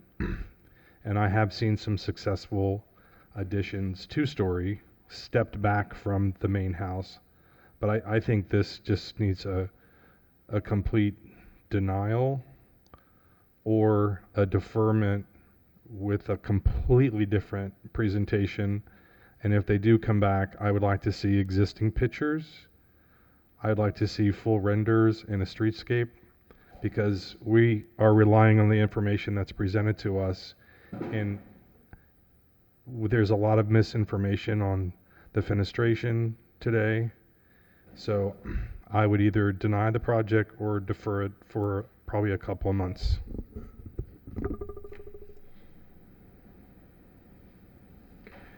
Definitely, and when you zoom out, I was on Google Earth or Street View, and there's really no precedence for the vernacular style architecture on this specific stretch of street to have second story. Not to mention we're dealing with a 6,500-ish square foot lot, and it just kind of seemed that we said, what's the number we have to get to for square footage, and we're just going to max it out. And naturally, taking into account the comment of the public as well, that certainly cares about their neighborhood. I wouldn't be necessarily saying an outright denial would be warranted, however, being considerate of the homeowner, to say deferral to really definitely put more intent behind this to make it functional. If it is to fit 6 people, you're kind of wasting square footage with a floor room and with a game room, if that's the true intent behind it. So I would be good for a deferral.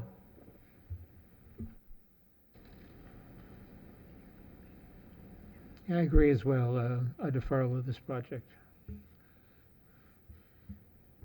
Yeah, I And the share applicant this. might want to hire an architect as well.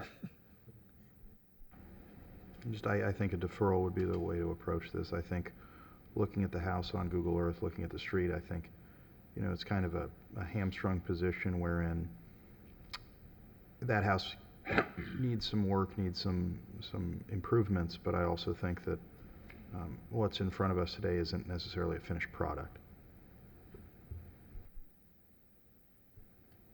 Thank you all for your comments. I'm in complete agreement, and I think this is an expensive project. This is not a small addition that you're proposing, and I certainly think you owe it to yourself and your family to have a really well-designed, well-executed project. And so I would also echo the comments that to have an architect perhaps that has experience working in historic districts would really go a long way in helping your application. And I think that you've heard some good feedback, perhaps separating out that back portion of the addition and having 2 separate buildings, so you have a primary structure and accessory structure. What were some other points? Anyone else want to summarize, James, just so they have more direction? I think that was one of your points, but Yeah, I was, I think someone else brought up a designer or an architect to review the floor plan. Absolutely. I mean, the additions, none of the floor plans, none of the spaces make sense. Not the retention of the existing or any of the proposed spaces. The only thing that makes sense is we're going to build it around this pool. I think that I'm looking at it a little bit more harsher, and think the design direction is that it needs a complete restudy. And the 2-story portion, if there is one, I would say explore a 1-story addition, and if there is a 2-story addition, have it well set back in the back. Not disengage even further. I appreciate that the addition isn't on the ridgeline, that it's almost free and clear of the existing property, but I just think it needs to be more clearly separated, and a 1-story addition should be I would strongly advise sticking to 1-story. any further I agree. I direction? think this should be a 1-story. I think it'll read better to the neighbors, and they could probably get a better layout by keeping it 1-story. And I know pools are expensive, but that's a massive pool for this small lot. So I'd like to make a motion to defer for 2 months, if that is appropriate for the applicant. Or can you come back in a month with new drawings? In a month? Okay. So deferral for 1 month to the what? We prefer 2 months. 2 months? Yeah. I think we need more time. Okay. What, do you have that meeting date?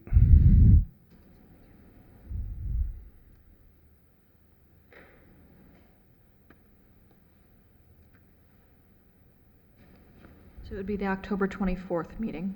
So I deferred this project to the October 24th meeting. Okay, do we have a second? Second. All those in favor? Aye. Aye. Any opposed? Okay, motion carries. Thank you.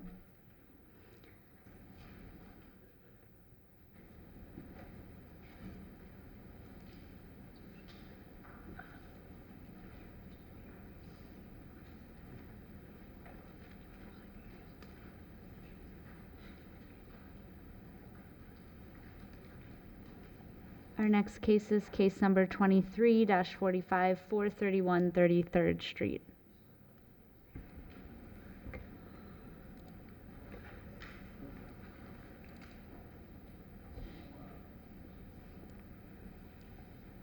Oh, you have it? Yeah, I have what you sent me. Okay, great. Good evening. Laurie Swedrow, architect with Roger Piper Architects. And this is the owner here. Bronwyn Hallowell. I'm the owner of 431 33rd.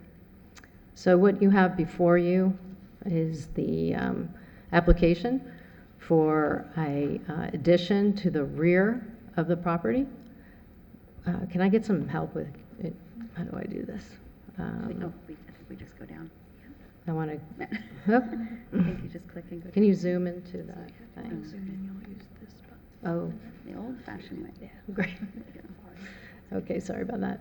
Just wanted you to see that the street, the house to the right, which would be to the east, is the subject property, and to the west, the neighboring property has a second story to it. So these are some photographs of the surrounding area. Oh, here we go. Oop. Just wanted you to see an aerial view of the existing, there we go, the subject property, and the neighboring homes to the west have 2 stories next to it. This property, this application is requesting the addition to the rear of the property and also making some upgrades to some of the materials that were in keeping with the architecture. All right, I'm not having too much luck with this pad. You have the application in front of you, yes? You can see the existing 1-story wood residence with the new 2-story addition to the rear. There we go. Not able to do this so well. Okay, so there's the existing floor plan on your bottom left, and we're adding a new loft plan. You have the new floor plan.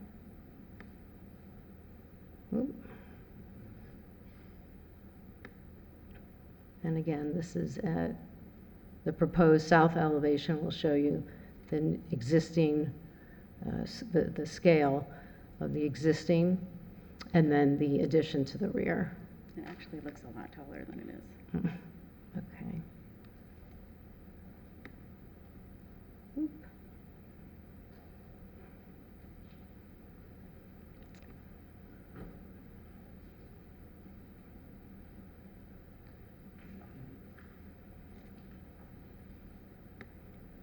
If you have any questions regarding the floor plans, please go ahead while I'm trying to get some smooth movement with this trackpad here. So essentially, we're asking for approval for this addition to the rear and with the new loft for the second story.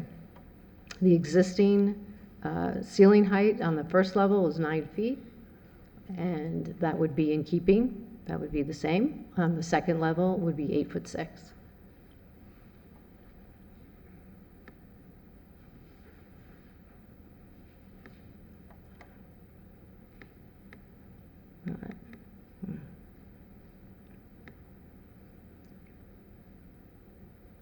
think the best way to explain it is the neighboring homes next door.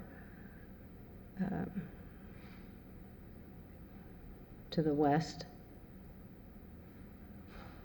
and the streetscape.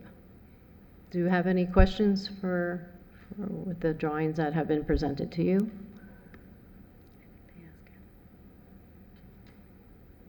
I'm really struggling with this trackpad. I don't know how to use it either. So, do we want to tell them the recommendations?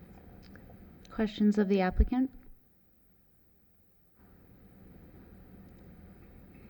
We didn't tell them the recommendations.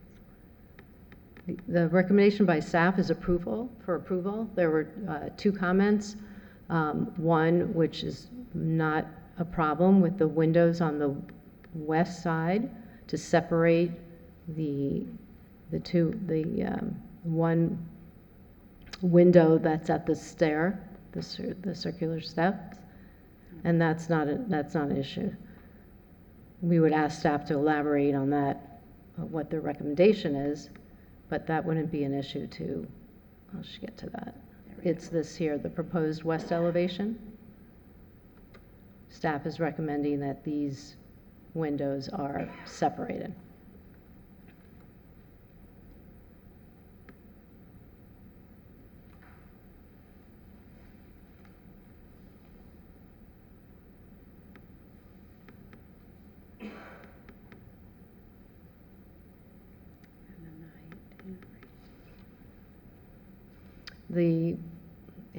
In addition, what's allowed is 25 feet in this area, and we're at 24 foot 3 inches to the top of the roof.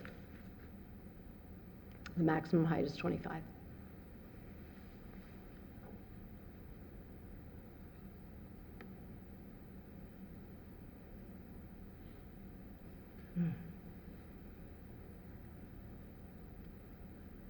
Do you have a streetscape study? Only in the photographs.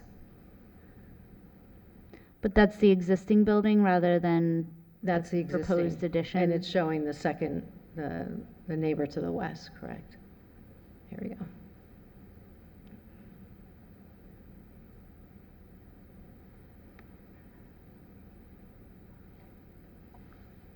They're showing photographs. We're showing photographs on each side of the subject property.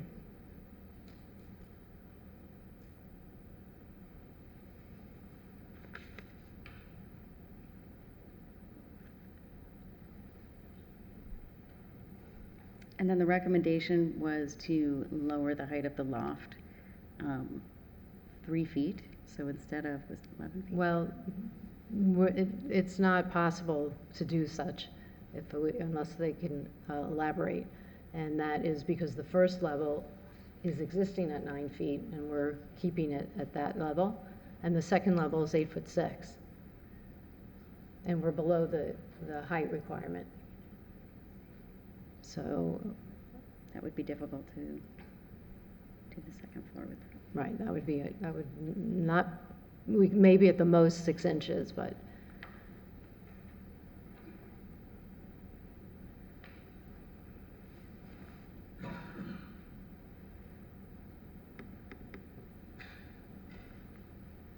Okay, is that good? That's it. Thank you very much. Thank you, guys. Thank you.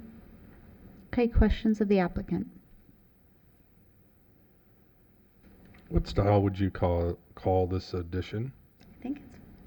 What architectural style? Well, it's in keeping with the siding, with the neighborhood. Vernacular. The vernacular cracker style, would that be? Okay. Florida cracker. Seems a little farmhousey to me. I know that's a new word I just made up. Is it? I'm more familiar with Florida cracker, but. I don't know, I'm just having a tough time with this application and just all the different gables and I think there's some really good examples in some of our historic districts in a vernacular style. I can think of a few on Palm Street and Grandview Heights, so Did you drive around the historic districts and study some of the other vernacular style homes? Sure. Very familiar. Only my own. I'm a Right. little confused by your fenestration because I think this house probably has colonial windows, and I don't see colonial in your elevations. So I think we just need more information. And it looks like on the the west it's just hard to read your application. The proposed east elevation compared to the existing east elevation, you are changing the fenestration, so it's hard to find the old house in these elevations. So I'm just trying to, if you come back, maybe if you have in your elevations, show us what it looks like now, and then right next to it what you're proposed, because I have to flip back to all these different sheets, and it is a little difficult, because we're trying to make your case and help you, So is sheet 8-4 showing the existing elevations? Yeah, I mean, I see how you did it, but it's just hard. I'm going back and forth to compare, and I'm Right. trying to find the old house, so I'm just sharing my difficulty in going through these plans, that's all.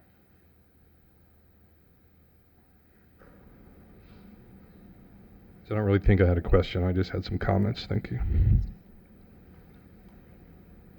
Thank you. Thank you. What was the street that you mentioned? Palm? Grandview? Thank you.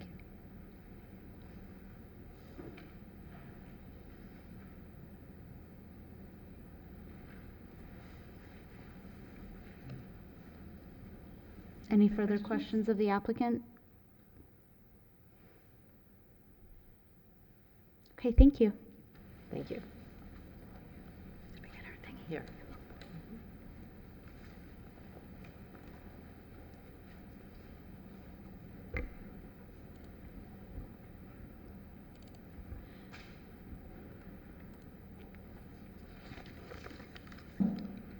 Good evening. Ann Hamilton presenting case number 23-45 for ad valorem pre-construction additions and alterations at 431 33rd Street.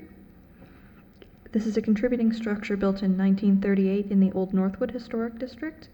It's located on the north side of 33rd Street, as you can see here. Here's a photo of the existing site. As you can see, there have been some alterations to the front of the home, particularly the front entryway. And a view of the neighbor to the left and to the right. The proposal is for a two-story addition of approximately 1,523 square foot to the rear of the existing home, as well as replacement of windows and doors with impact windows and doors, and alterations to the front facade to remove the non-historic slat windows and door, which were a fairly recent addition. As you can see here on the site plan, the new second-story addition is set entirely to the rear of the existing one-story. The existing floor plan and the proposed floor plan, with a spiral staircase leading up to a second-floor loft area, open to below with a study and a storage space. Here's the existing south elevation and the proposed, with the second story behind and the new windows in front. The existing west elevation and the proposed west, the existing north elevation and the proposed north elevation, the existing east elevation and the proposed east elevation. We believe that this addition does meet all applicable codes and Secretary of the Interior standards, and are recommending approval with the conditions that the second floor loft space shall have the height reduced by 3 feet, and the two-story window in the west elevation shall be separated into 2 distinct windows. And I guess I should clarify that when I say that the loft space shall have the height reduced by 3 feet, I'm mainly talking about this particular area here, any way that the applicant can reduce this to remove this particular blank facade. I think that was the main driver in that comment. But with that, any questions?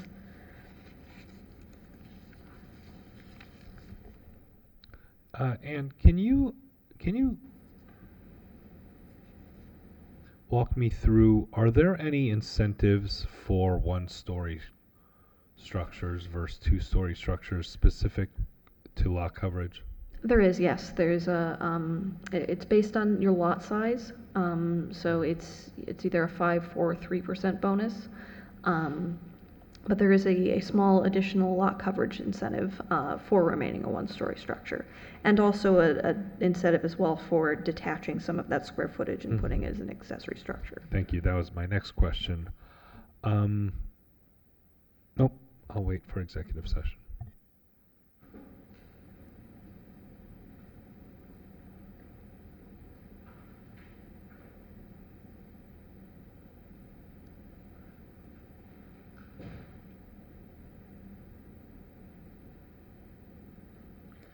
It just seemed like the applicant either didn't understand or outright disagreed with your proposal for the 3-foot reduction. So right off the bat, if they're not agreeing. So yeah, that's why I tried to make that clarification there. I guess I do think that there is room to lower that height. Or another option needs to be explored, because I don't, I think that the strange front gable and then sort of blank wall there, I'm not supportive of that. But my recommendation was to mainly reduce the height in that area. If there's another avenue towards achieving that, I think that that's also acceptable.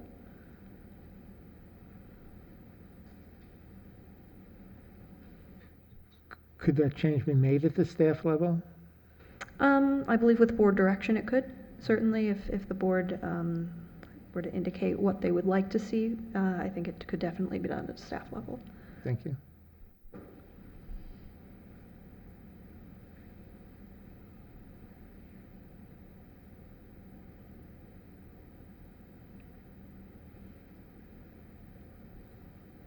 Any further questions? Thank you. Do you have any public comment? Okay, seeing none, we'll go into executive session. I can start. I don't know if I'm sure the staff didn't purposefully schedule these three projects in a row. It's a real good, for people in the audience and for those applicants staying for the ones before. I think you're going to hear some recurring things. I almost asked the architect if she was prepared for any comments based on the prior two projects. Looking at the proposal less critically, I think it's fine. Looking at it at this commission, I think it's very not good. This, to me, this second floor addition is the exact antithesis of providing a second floor addition. It's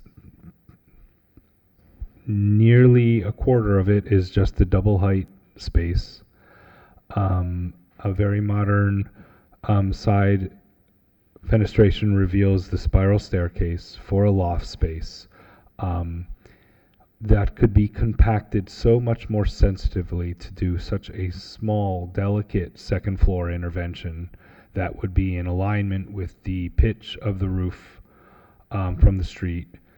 I don't want the city attorney to be mad at me, but these are the type of projects that I think almost warrant variances being pursued. If this was, basically, I would approve this as is at the ground floor only. I think the second floor is very inappropriate. I think the one space that is utilized is the loft, and that could be a detached studio space in the rear or increased lot coverage variance, something, but I can't justify this second floor proposal on this one-story structure.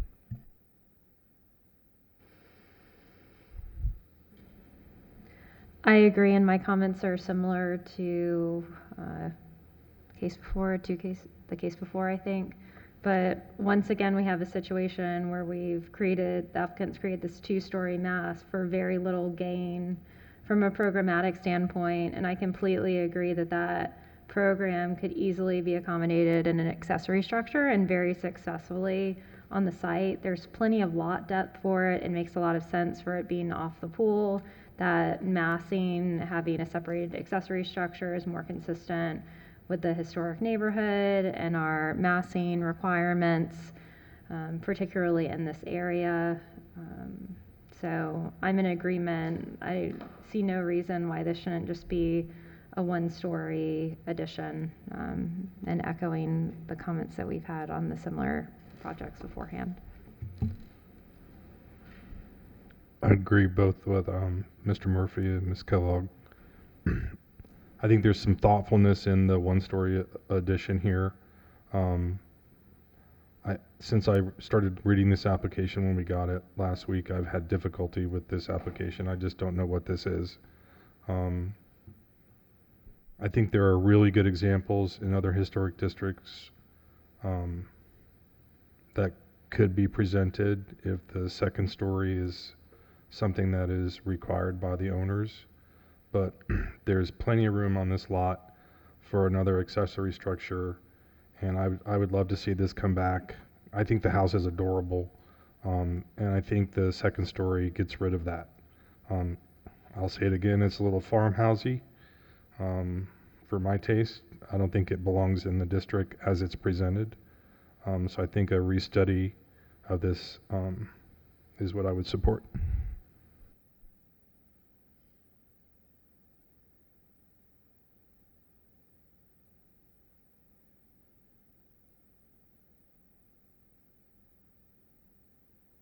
I agree with all the comments that have been made, and I think that, you know, particularly regarding the fenestration, that, you know, any new windows that are added, that they, you know, reference existing in terms of their proportions. I think that is really important in any future proposals that we review. So with that, would we like to make a motion to continue? Would you like 1 month, 2 months? 2 months? Okay, great. I make a motion to defer for 2 months to the October 20, is it the 24th? 24th meeting. Do you have a second? Second. All those in favor? Aye. Aye. Aye. Aye. Any opposed? Okay, motion carries. Thank you.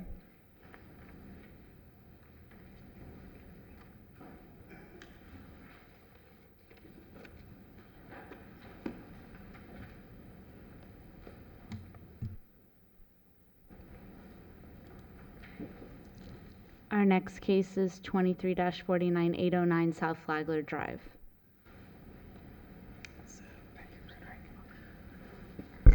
Good evening. My name is Richard Cronsage with Yellowfin Builders, here representing the First Church of Christ Scientist. We are here today seeking the approval for an exterior facade restoration and window replacement due to deferred maintenance. Here with us today is Amrish Patel. He is with SGH Engineering. We have asked him to come out and help us with the presentation of supporting documents. Thank you. Thank you. Again, my name is Amrish Patel. I'm a licensed professional engineer in Florida, in multiple other states, working for SGH. We're a national engineering consulting firm, specializing in the investigation, rehabilitation, new design of all building types, including historic building preservation across the country. We were brought in by the First Church to help evaluate and investigate water intrusion issues and cast stone deterioration. And we conducted 2 investigations, including material sampling and laboratory testing to understand the degradation and the causes of the degradation so that we could come up with the scope of work to restore the original nature and fabric of the church building. I'm going to walk through this. So based on the scope of work, based on the investigations we conducted to evaluate ongoing leakage and cast stone deterioration, we've proposed a scope of repairs really primarily to preserve and restore the church to its original conditions. And the scope of work we're proposing includes repairing damaged cast stone, cracks and spall in cast stone, and I'll get into a little detail of what the cause of that damage is. We propose to do discrete replacement of cast stone where repairs are just not practical because of the amount of deterioration that select piece of cast stone have experienced.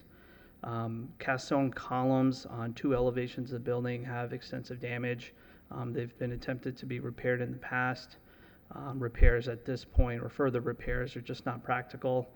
We'll present some photographs of these conditions. So we're proposing to replace all the columns except for one to kind of maintain some of the existing components of the building there.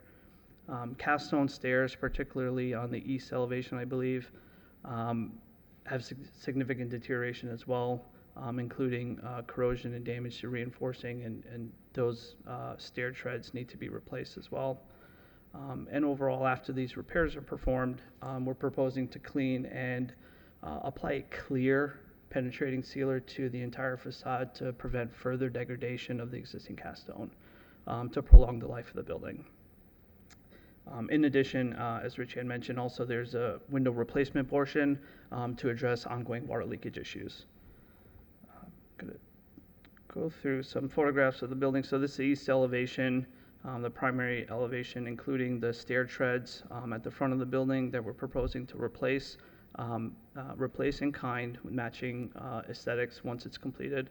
And you can see the columns at the portico here, as well as the decorative elements that we plan to preserve. So discrete cast stone replacement only where necessary. This is the west elevation of the building. No columns on this side, but there are some distinct cracks and deterioration of the cast stone. Kind of difficult to see, but I'll have some closer up pictures showing the extent of that damage. A lot of the damage is not very visible if you're standing far from the building, but as you get closer, a lot of it becomes much more apparent. North elevation is covered by tree lines and include these large 2-story windows with cast iron grates. They kind of conceal the visibility in the windows. The project is intended to keep the cast iron grates, but just to clean and restore them to the original appearance. And the opposite side of the building on the north elevation, similar construction, as well as, this is the south elevation. Again, with another building entrance, we are proposing to keep one of these columns as is and do as attempt to repair the damage and cracked stone, which I'll show photographs of shortly, but to replace the rest of the columns with matching cast stone. So representative photographs, just kind of, here's an interior and exterior view of the 2-story windows in the main space. The cast iron grates will remain. They will be removed for the window replacement, but put back in the same fashion. For the window replacement, these are previously replaced aluminum frame windows. They have significant water intrusion issues, so we're proposing to replace them with new windows to mitigate and stop further water intrusion. More examples of different windows in different types and sizes throughout the building. There are very few, I believe there are 3 original steel windows that remain in the building. 3 or 5, Richie, I forget. 5, there's 5, excuse me. We are evaluating possibly keeping those windows, but based on the amount of corrosion and deterioration those windows have experienced, the steel frames are deteriorating. They're losing structural connection with the surrounding masonry, and we expect if we try to deglaze those windows, the steel frames will fall apart and it'll be pretty much impractical to try and restore those windows. So for now, we'd like to propose replacing those windows with new aluminum frame windows as well. Here's some examples of investigation we conducted, including water testing and exploratory openings showing the extent of the water intrusion. The photo on the right is a close-up image of the window frame where you can see significant corrosion of the steel, supporting our position that we likely cannot reuse these existing windows. Here's an exterior photograph showing the cast bronze grates removed, and you can see the significant deterioration of the steel frame windows.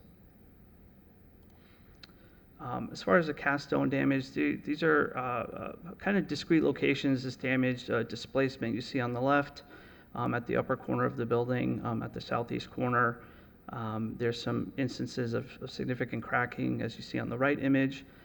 These are pieces of stone that we propose to replace to match in kind through a series of trials to get the right cast stone cement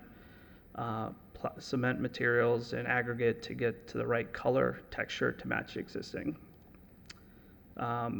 Other examples of more minor defects or damage, small cracks or small areas of delamination, we're proposing to repair these locations so we can preserve the original building materials. These are examples of some more extensive damage at certain window sills. These are locations that we plan to and we're proposing to remove and replace. And the columns, as you can see in these photographs, there's a pretty extensive cracking and damage that have been attempted to be repaired in the past. We just do not think it's practical to continue to route and seal these cracks as the aesthetics just continue to deteriorate. More photos of those conditions. And other challenges with the cast stone at the columns is that they're integrated with a concrete backup. So to remove them, they essentially need to be destroyed as they're removed. So it's really impractical to try and reuse these materials and put them back in place. Close-up photographs of the east elevation stairs. You can see there's significant erosion, degradation. There's also a lot of cracking in these stairs caused by water intrusion and corrosion of reinforcement. And that reinforcement corrodes and expands and is causing cracking of the stone. So these are on their way to become safety hazards and should be replaced. We've prepared design documents, specifications for Yellowfin to use to perform these repairs. I won't go through too much detail unless there are specific questions about that, but I'd like to turn our attention briefly to so a couple more photographs to 70. So we prepared 2 investigation reports. I'll just focus on our second report that kind of goes into more of the conditions that we saw and the damages to the building. We surveyed and evaluated conditions similar to those that we showed in the prior slides. I'd like to just kind of run through showing some more of the damage, the water intrusion. These are openings we made at the second story windows. Again, significant water intrusion around the perimeter of the windows as well as into the wall cavity. And I'd like to note that the water intrusion around the windows is also contributing to the deterioration of the cast stone because it's introducing a lot of water into the stone and it's causing corrosion of the reinforcing of the stone. We also took core samples for laboratory testing to understand the mechanism of the degradation, deterioration. And in short, there's a combination of the water intrusion into the cast stone causing corrosion and reinforcing. The expansion of that reinforcing is imposing stresses on the cast stone and causing it to crack. And it's just accelerating the amount of water intrusion and just accelerating the process of degradation. The discoloration you see in the lower left image, kind of the orangish tan color, that's an indication of carbonation contamination of the cast stone. So the chlorides in the atmosphere mixing with and reacting with the cast stone and cement are further accelerating corrosion of the steel reinforcement. If there was no steel reinforcement, the carbonation really wouldn't be an issue, but that carbonation process significantly accelerates corrosion of steel elements. The last item. We also have laboratory test results, and we using the core samples, we looked at the materials in the laboratory and to understand the cast stone mix. And part of the issues with the cast stone from the original construction almost 100 years ago, they have a very, very variable mix design. There's up to 3 different mixes used to fabricate these pieces of cast stone. And the depth of each of these mixes vary significantly, so certain stones corrode or degrade much more than others, and that's why we see a lot of variability in the building. So I'll stop it there and address any questions that the committee has. Do you know if this cast stone was made locally? It is not. It's a custom mix design, so it's not an off-the-shelf product. Okay. So the goal for us is to develop another cast stone mix that will match in texture and color. So we'll, right now I know Yellowfin is going through a process of creating mock-ups and samples. And once we get the right mixture, that will be the stone that will be used so it matches. Nice. Yeah. Thank you. Would you be able to find an aggregate that's uniform that you can use throughout, and so you wouldn't run into the problem of the original construction with some stones, some of the aggregate deteriorating faster than others and so forth? Yes, so that's, yes, through the process of kind of getting the color and texture match, we're evaluating the materials that the masonry contractor is putting together. We'll be looking at water absorption and other properties to make sure that the materials used will not degrade as quickly. In addition, we're proposing to use this clear penetrating sealer so that it really needs to be applied to the whole building, even the new and the existing stone, for uniformity. Otherwise, you get these kind of, when the stone gets wet, the ones that are coated versus not have distinct appearance differences. So, How often would that have to be reapplied? it varies. I'd say probably in the 7 to 10 year range. You know, it's siloxane and silane coatings that we propose to use can perform pretty well. Yeah, and I imagine the church would be aware of that and wouldn't, put that off, that area of maintenance. Yes, that would be part of their deferred maintenance plan, that they would have to evaluate the coating and continue to keep it up so that it'll just prolong the materials. Yeah. Hi, yes, thank you. Referring to your sheets AE 100 and AE 101, and I appreciate your expertise and your company's work in historic preservation. But these drawings, to me, they don't show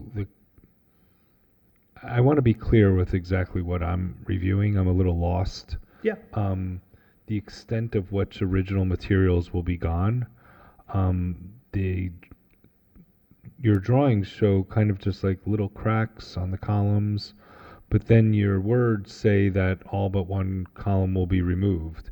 So I don't see any drawings showing the extent of the removal of these materials or the demolition, so to speak, and I just want to make sure that I'm knowledgeable of what is being removed and what's being replaced. 240 pages of the samples, and that's great, and I trust that, but I need to see what's going, what's coming, because these sheets look very, very harmless, and maybe I'm going to speak with staff about that. It just seems like, oh, there's just a few cracks they're going to fix, but your words conflict with these two drawings.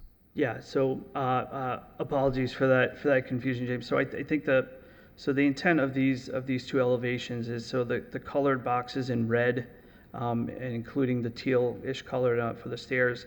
Those are the limited areas that we propose to replace cast stone units. Everything else on the elevations that are in the white areas, and I realize we didn't highlight the columns here, and part of the reason we didn't do that was because there's damage behind the columns, like the cast stone elevation behind the columns, and if we applied the color to it, like some of these orange boxes you see on AE 101 behind the columns, wouldn't be clear, so we just have a note saying to remove and replace all the columns. That's the only item that's not illustrated on these elevations in color. That would be a replacement item. So all of the columns except for one on the south elevation we were proposing to replace. And you explained why none of the materials can be salvaged because of their integration with the concrete behind it. Yeah, so two items. That's one of the issues there, is that there's no way to remove those pieces of stone and put them back without destroying them. And then the amount of cracking and repairs that have already been implemented on those pieces, it's just really impractical to further repair without a major aesthetic impact. Again, with respect to your expertise, as my colleague had said, I just wanted to say how the board is very sensitive to loss of original material, and you know, we run into situations with, you know, wood frame houses and so forth, where we see that it would be, that something could be salvaged, and because it's easier for the contractor, they just pull it out. So I guess, I mean, this is a whole different ballgame with a building like this, but we just want to be sure that we don't have extensive loss of existing material.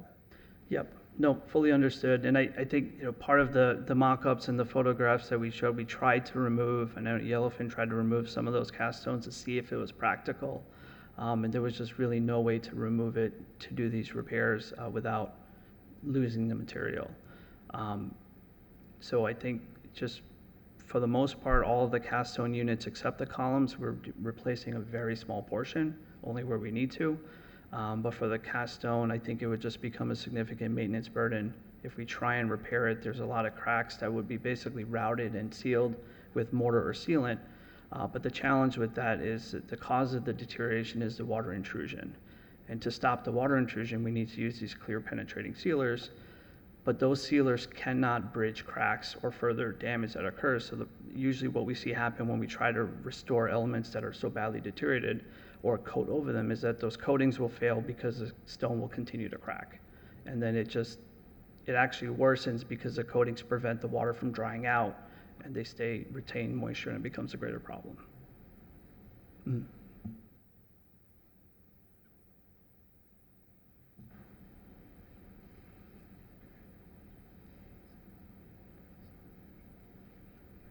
You're clearly well-versed in this subject, in this application, but was anyone else consulted for a second opinion regarding the columns, since that is such a substantial design feature? Not outside of our firm. We have the principal in charge that I'm working underneath, Susan Ack-Brown. She's not here today. She's on vacation. Unfortunately, couldn't make it. But she has decades of experience with historic preservation projects, including $100 million restoration, the New York State Capitol, and a bunch of other projects. So she was the quality reviewer and kind of independent reviewer of all the work that we did on this study. Thank you.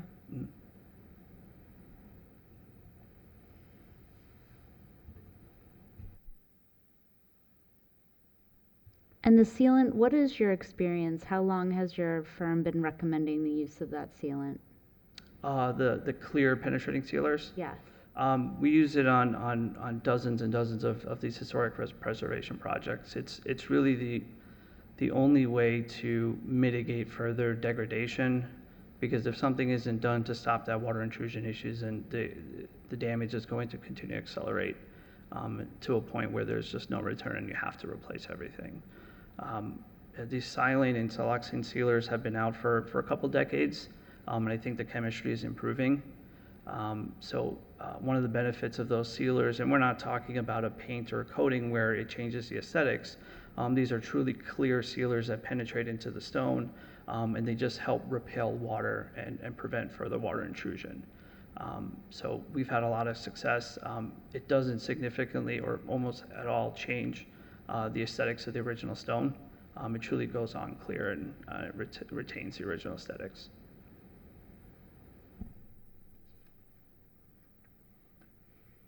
In addition to the columns, are there any other things that we should be aware of that, you know, this is obviously a very public site, major things that are going to be removed? That, because I think that, I'm glad you pointed out that note and the columns. I mean, that's concerning that that wasn't made more clear. So I just want to give you the opportunity if there's anything else that you want to draw our attention to.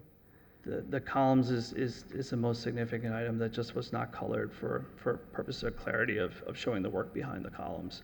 I understand the roofing was replaced a couple of years ago. We're not aware of any issues with the roofing system, so we're not including that in our scope of work. Okay. And then the windows is the second item that I would consider the next biggest item, replacing the windows. And the windows, do you have to expand the openings at all in order to tie in the new windows? Or? No, the new windows will be structurally anchored to the existing masonry around the openings. So the cast stone around the window openings won't be disturbed through that process. Yeah, so there'll be no impact to the existing openings.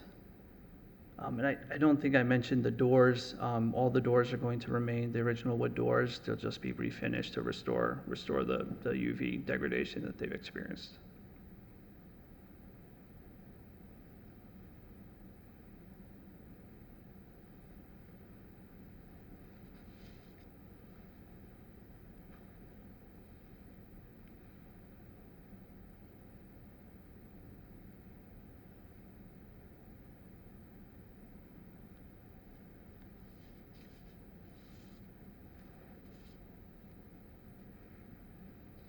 Can we go back to the original steel frame windows and explain, if you could just go through it again, what is failing there and why you're asking for the replacement? Sure.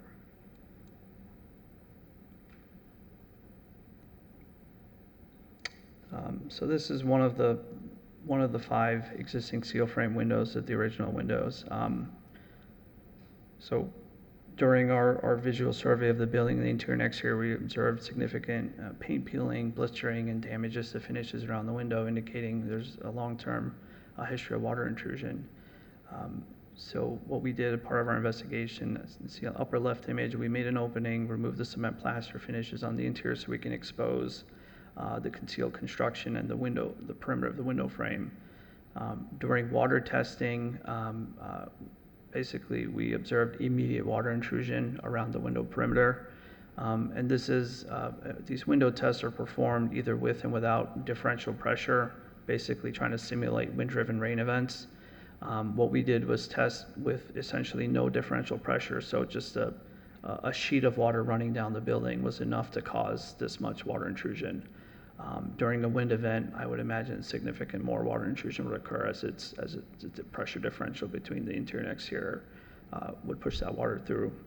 So with the long history of the water intrusion around the steel frames, the steel just has corroded and disintegrated to a point where it's really just sitting in the opening just based on the friction fit and the paints and sealants that have been holding the window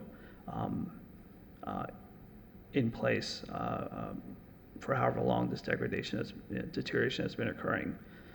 This photo on the right was an attempt to take a close-up of, because the window frames have flanges that go into the surrounding masonry, and that's how they're structurally supported in the openings.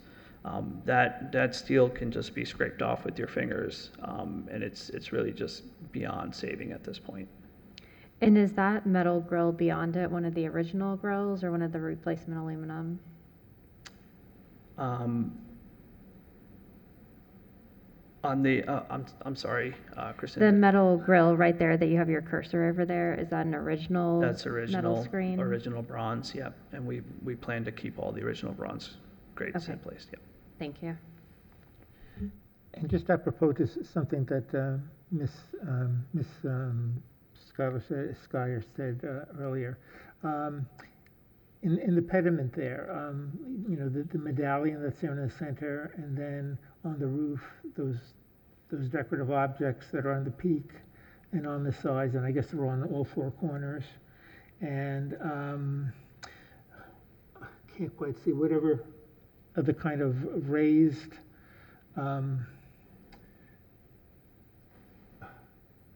decorative edging along the roof there. Are those deteriorated as well? Let's see if one of these is. So there's around the roof edge and all these decorative elements along the top perimeter of the building. We didn't see significant degradation. There are some cracks, hairline cracks and things like that we plan to address without removing any stone, just kind of routing and sealing cracks, as well as addressing the staining that you see in the discoloration as part of this restoration process. And what are those, maybe it's my eyes, what are those decorative elements on the roof there, on the corners? At the peak of the pediment and then on either side? The east elevation? On the east elevation. Here on top at the rooftop. Yeah. Yeah, those are sitting on top of the roof. Yeah. And so they're not tied in with the wall assembly, and I think they're just a decorative cast stone. Oh, they are cast stone? They're decorative cast stone elements, yep. Yeah, those will not be removed. Mhm. And they're okay? I mean, So we haven't seen any significant issues with those items. Yeah.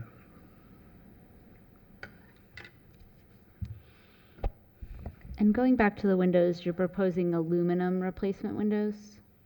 To replace the steel windows? Yes. That's correct. I think because the windows are very well concealed behind the cast stone, the bronze grates,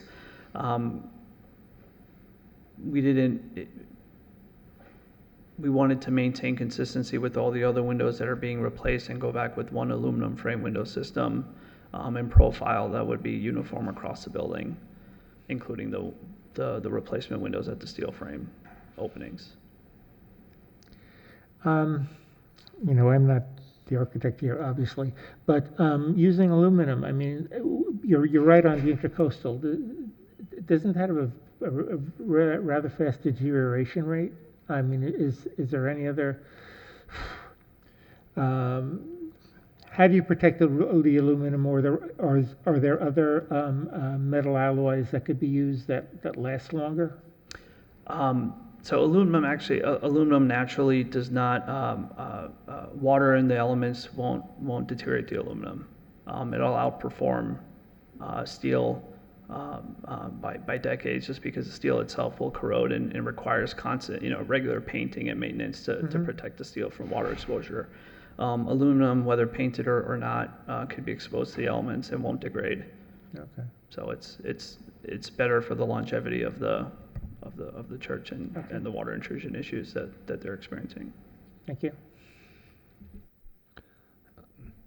Did you mention in your presentation how your team will reintroduce the columns?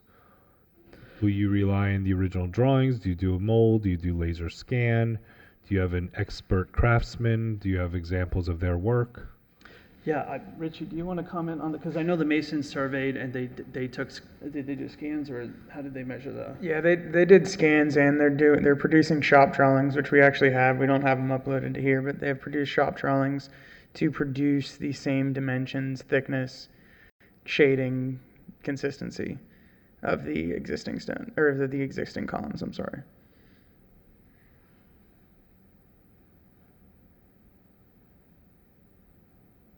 I think, James, just to clarify, so the original building drawings don't have a lot of we have to rely on field measurements to make sure that we're going back with the existing size and shape.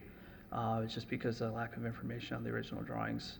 It's just not sufficient. So, through the mock-ups to get the right texture and color, that process will be utilized also to make sure that the profiles are matching exactly to the existing.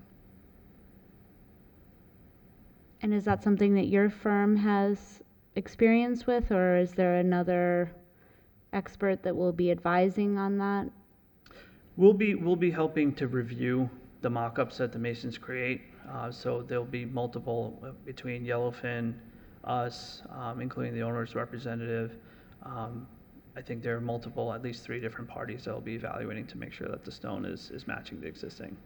And they have experience doing that? Richie, you can comment on, I don't want to speak for him, but. Yes, no, everybody involved has experience in historic restorations. Tom Little is actually in the house.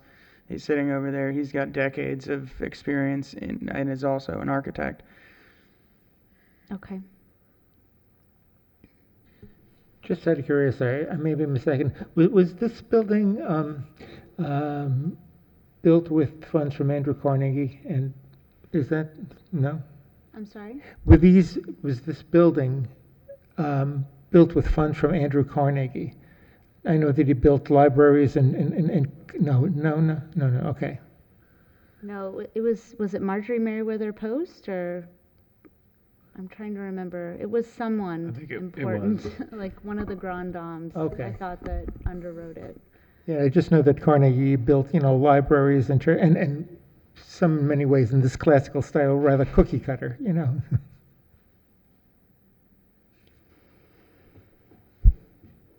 Any further questions of the applicant? Thank you.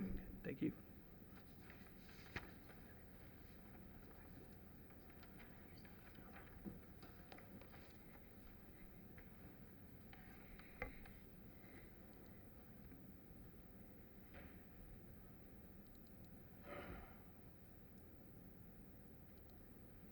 Frederic Mettner presenting case 23-49 for alterations at 809 South Flagler Drive.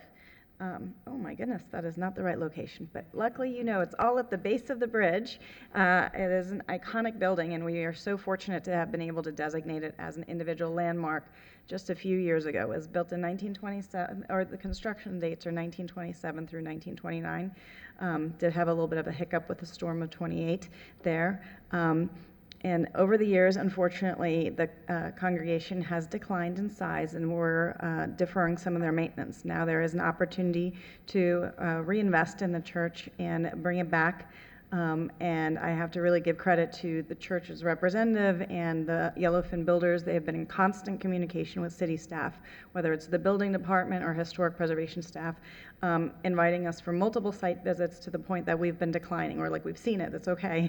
But really appreciate all the outreach they've done, and their concern and their request, as it states in their application and has been expressed to us on multiple times, does include repairing of the cracks and the spalling at certain areas of deterioration, replacing certain cast stone pieces, and for the cast stone columns, which to me were also visually the most concerning, it is replacing all columns, and it is just the fluting portion. It is not the capital piece of the columns. It is the fluting component for all columns except for retaining just on the south elevation the one west column and repairing that in place.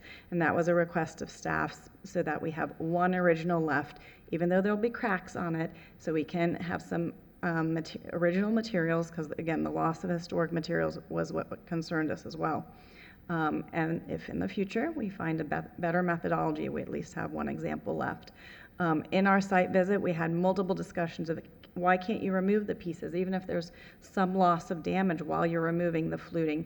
What if we just kind of Frankenstein and end up with like 4 original materials of columns, but the loss was too great. And I have some images here, and the report they submitted to you shows it as well, because it's not just in the columns, it's not the rebar that's really causing the issue, it's the material itself and the cracking in the material, so and the water intrusion there.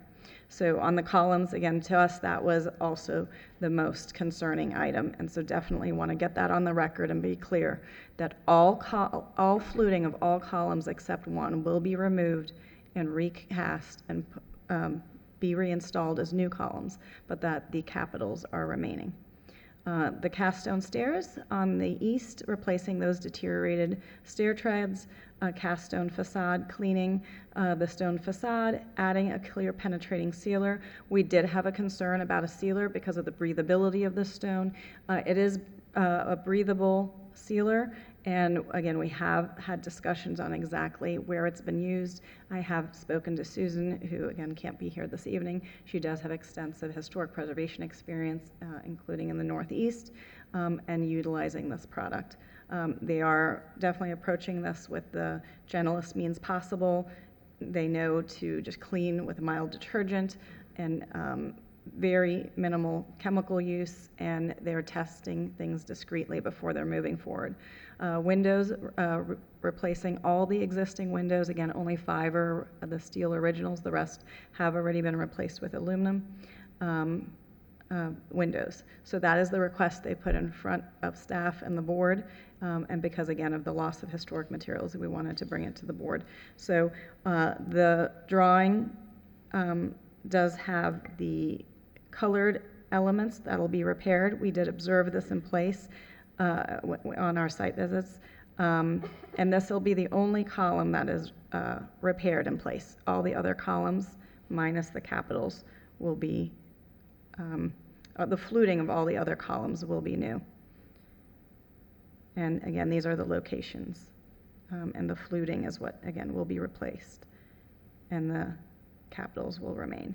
So in reviewing the compatibility standards, standard 6 specifically, in regards to deteriorated historic features shall be repaired rather than replaced, and where the severity of deterioration requires replacement of a distinctive feature, which certainly all these elements are, the new feature shall match the old in design, color, texture, and other visual qualities, and where possible materials. Again, they have demonstrated and will continue to demonstrate that they're going to get the right aggregate mix, that they're going to meet it in all visual qualities, including color, and make improvements. The other things that weren't really called out here because they're kind of obvious, that over the years, well-intentioned maintenance people repointed some of the cracks and mortar joints with caulking. And you may have seen that in some of the pictures. It's going to all be repointed properly with the correct material that is not stronger than the cast stone, so it'll have that movability. And so we do feel that they're really treating this building as gently as possible, only replacing the parts that need to be and matching it as appropriately as required.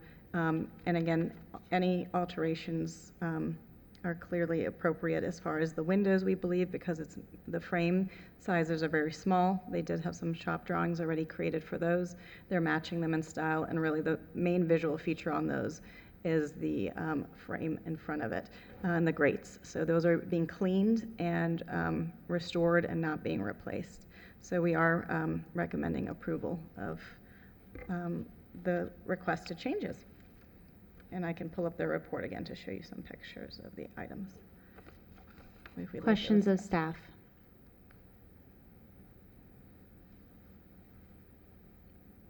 Yeah, Frederick, I think the retention of the one column is really a great move. I don't know if that was your recommendation. That was really well played.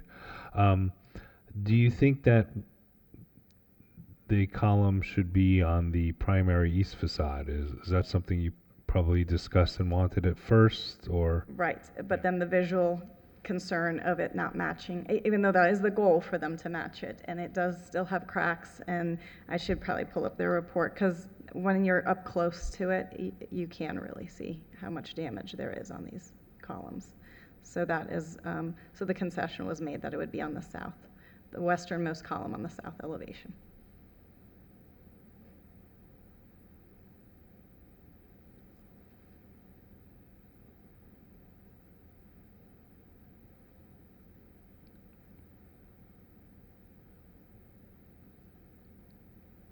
Are there other projects in the state that you know of where the columns have been repaired?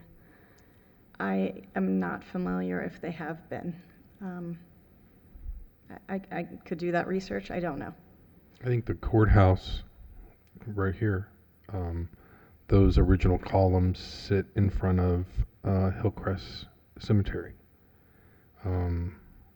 So they were just saved and moved, and the current courthouse has brand new to match what was removed. So I do know that example. Yeah, I think it's a very thorough report, and I guess the only loss that we have is we don't have our own expert, to give it a secondary opinion. So that's the only pause that I have. I think it was very thorough. I think they really provided a lot of evidence for us to review, but that's my only concern.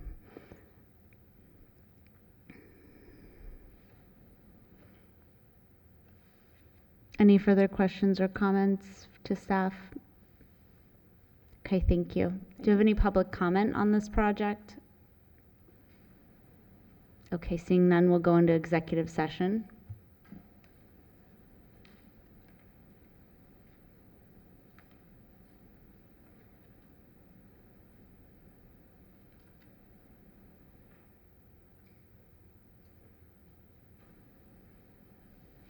Any comments?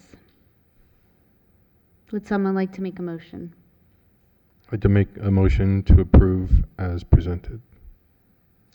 I think you need to read I'll your second. script, Yeah, sorry. unfortunately. Different board. Sorry. So I asked Kristen to do these. I move that the Historic Preservation Board approve applicant number, 2349, 809 South Flagler,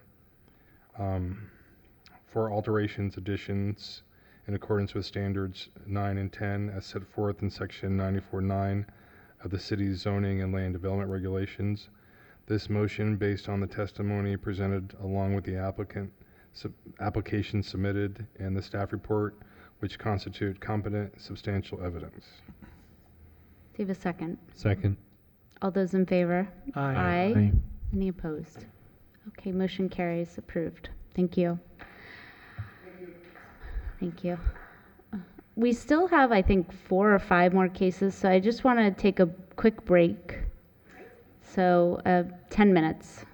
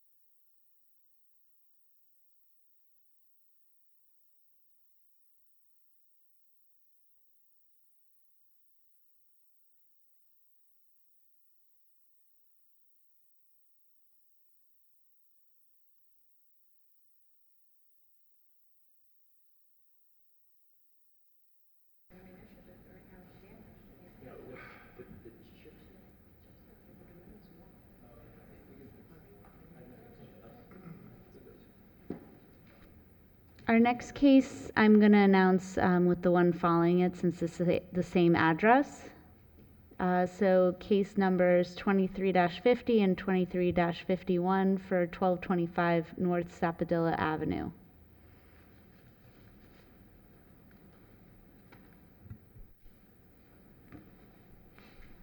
Hello, Board. My name's Kent Wilmering. I'm one of the partners that is the applicant, and we're here today because we've successfully moved and renovated the house.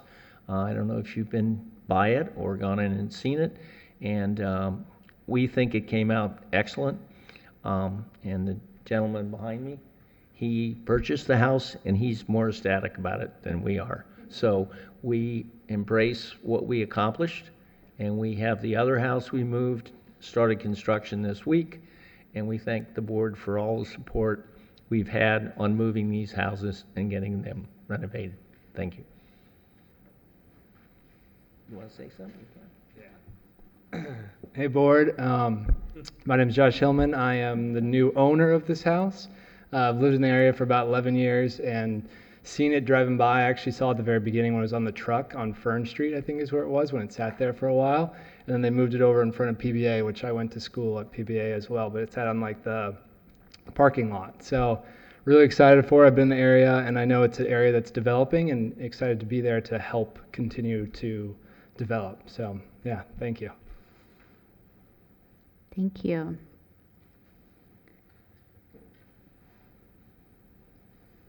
I did have the opportunity to tour this project, and I do agree that it turned out really well. And I know we've had some tough meetings in the past, but I think this is a great resolution for everyone involved. And so I'm very happy to see the building restored and in its new home and with a new owner. So thank you for your efforts. Frederic Metner presenting case 23-50 and 23-51 for 1225 North Sapodilla Avenue together. As was discussed, this is a property that was moved from 464 Fern Street. It was approved by the Historic Preservation Board in September of 2021 because these two residential homes had actually been relocated to Fern Street from the Hillcrest area. So due to proposed development in downtown, they were returning back to their residential nature. So this is the location, but because it was just approved in 2021, the aerial does not even reflect the relocated building. But this is the site where the building is at, if you haven't seen it, just south of Palm Beach Lakes Boulevard, and it is beautiful as you come over the bridge. So one of the conditions when the board approved it in September of 21 was that it needs to be redesignated as a historic site in its new location. Because even though it moved into the Northwest neighborhood, which is on the local and national register, this was of course a vacant lot and it wasn't part of the original historic district. So the applicant is back to individually designate it with the new owner. Again, built in 1925 in the Mission Revival style, as well as seeking the completed ad valorem portion of the request. And so the restored house, and again here you can see it better in its new context. This is just a parking pad here with a walkway, but it does front Palm Beach Lakes very nicely, and the interiors have all been redone, and I understand that it is going to be rented to a woman for residential purposes who just recently moved to the city.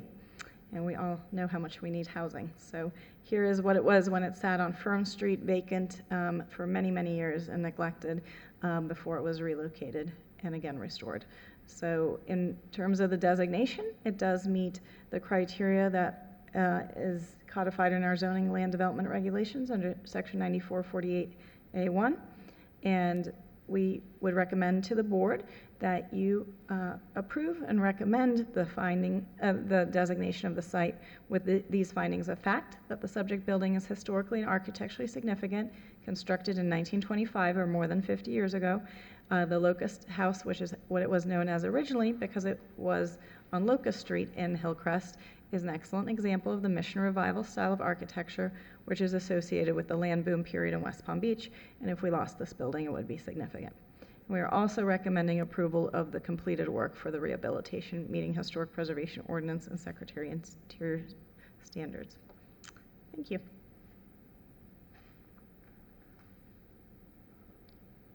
So we'll need two. Questions of staff? Two motions, right? I'm happy to make a motion. Do we have any public comment? Okay, no public comment. Motion? Okay.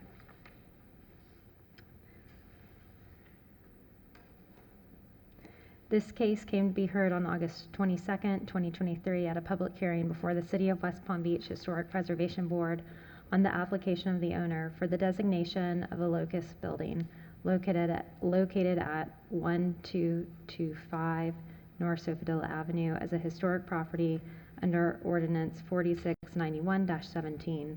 The board, upon reviewing the report and recommendation of the historic preservation planner and hearing testimony from the public on such application, makes the following findings of fact. 1, the subject building is historically and architecturally significant in structure. It was constructed in 1925 or more than 50 years ago. 2, the Locust House is an excellent example of Mission Revival style architecture. 3, the subject building is identified with a land boom period in West Palm Beach, 1920 to 1928. 4, the loss of the subject building to the city would be significant.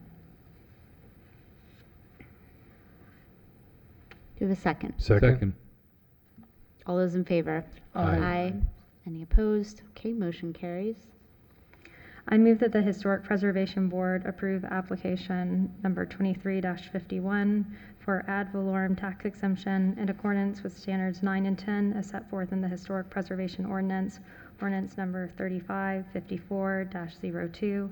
The motion is based on the testimony presented along with the application submitted and the staff report, which constitutes competent substantial evidence. Do you have a Second. We have a second. All those in favor? Aye. Aye. Aye. Any opposed? Okay, approved. Thank you. Our next case is 23-52, 442 28th Street.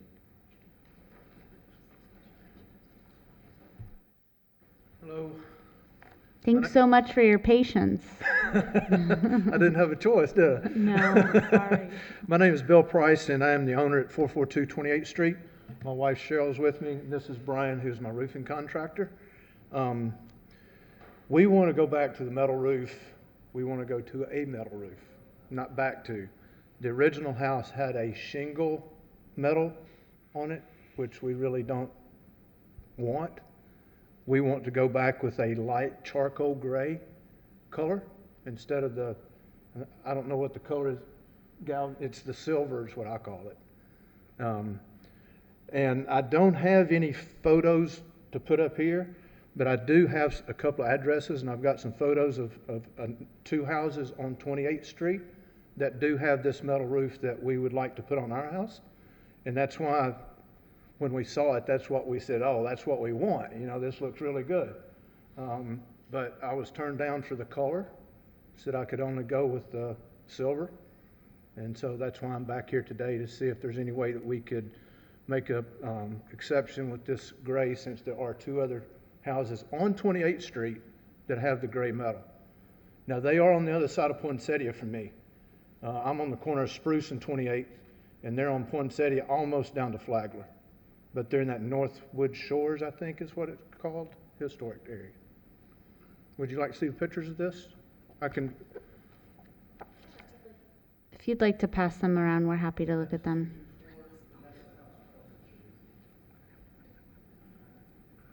Sorry, I was just getting that.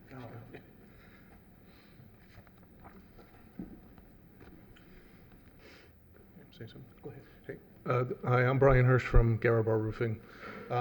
Those pictures that you're looking at are identical to what Mr. Price is putting on his roof. There is also across the street from him a standing seam metal roof, which is identical to what he's proposing to put on.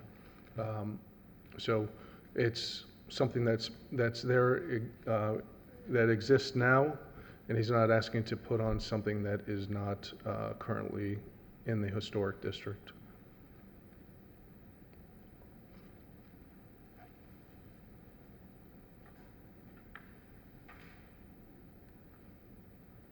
And it's my understanding everything was approved last time except the color. Am I right in saying that? Okay.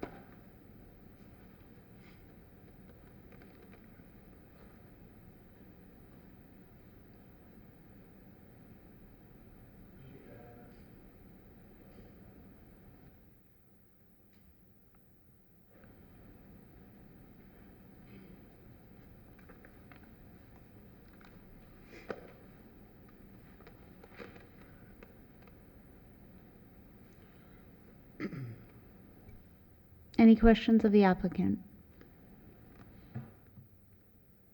Thank you.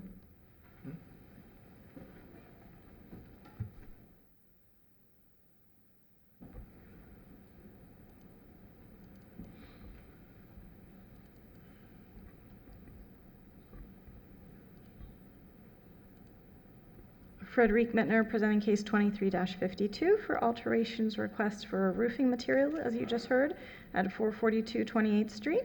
The subject property is located at the southeast corner of 28th Street and Spruce Avenue in the Old Northwood Historic District, which is on the local and National Register of Historic Places.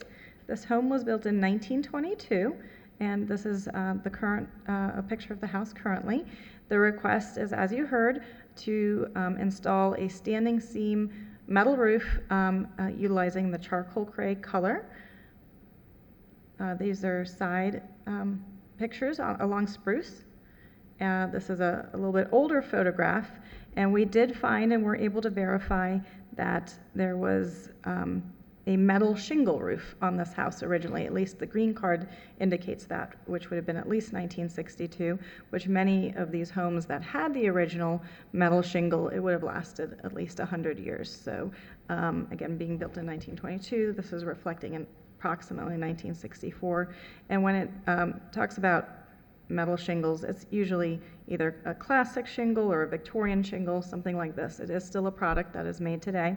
It also comes in different colors, but again, the request is for the standing seam. In reviewing the compatibility standards and Secretary Interior standards, specifically 6 and 9, because the evidence is there that there was a metal roof before, we would be supportive of a standing seam, even though that's not identical to what was there before.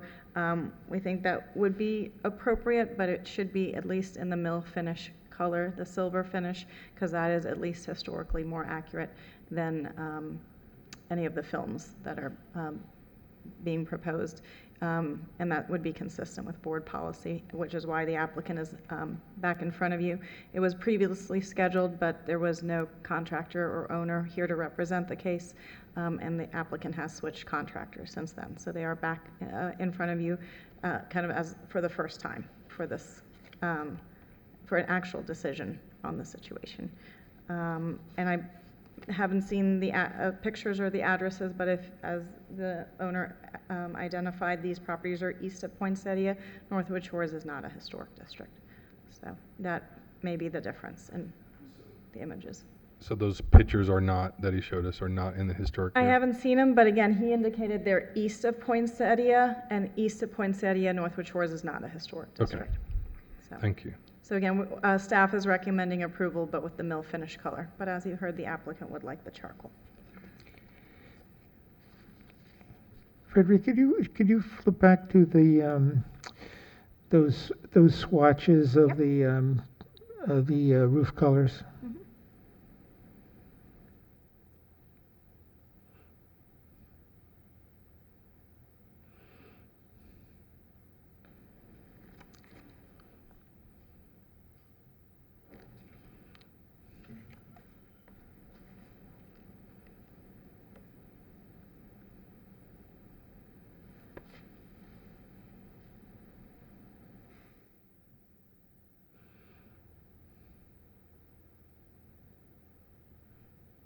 Any further questions of staff? Okay, thank you. Do we have any public comment on this item? Okay, seeing none, we'll go into executive session. I'm sorry, I did have a quick question for Frederic. Do you have exterior paint color in your purview? No, not for paint, as you're saying. We Okay. do for permanent architectural features such as window frames, roofing colors that are, whether it's impregnated or applied. But if someone were to paint a previously painted surface like wood shingles or wood siding or stucco, we would not regulate that. So even if it was to paint a material that was a finish that should be rendered with no paint? Well, if it was a previously unpainted surface, then it has to come to the board. But if it was a finish, and then the applicant painted it, then we wouldn't regulate it.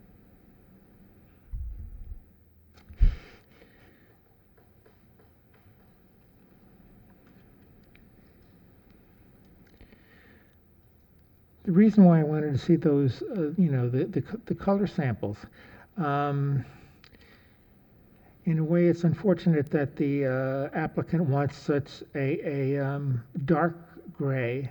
It seems as though there are lighter grays in those samples that, while not silver, are close enough that if, it might be easier to approve. But that looks like a big jump from that gray to the lighter grays.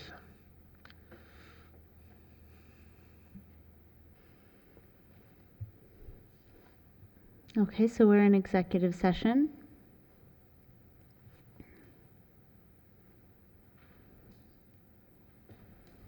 I would approve with the staff recommendation of it seems to be more an original to the original metal shingle.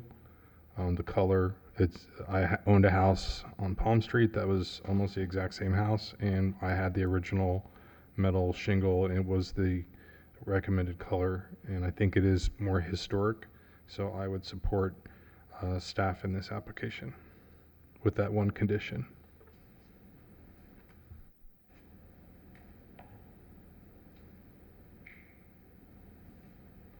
Any further comment? Would someone like to make a motion?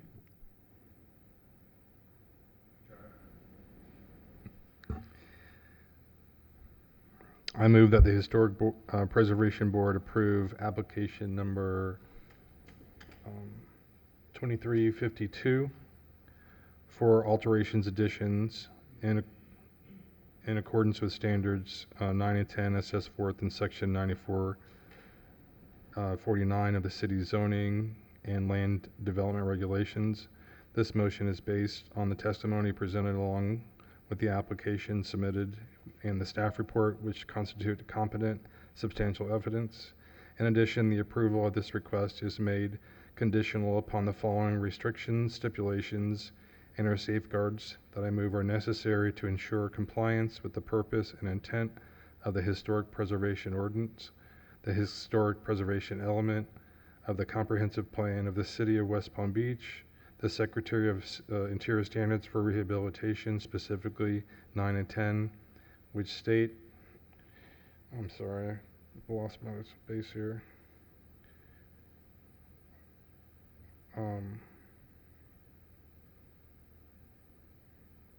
Specifically criteria 9 and 10, which state, I'm sorry, I'm lost here.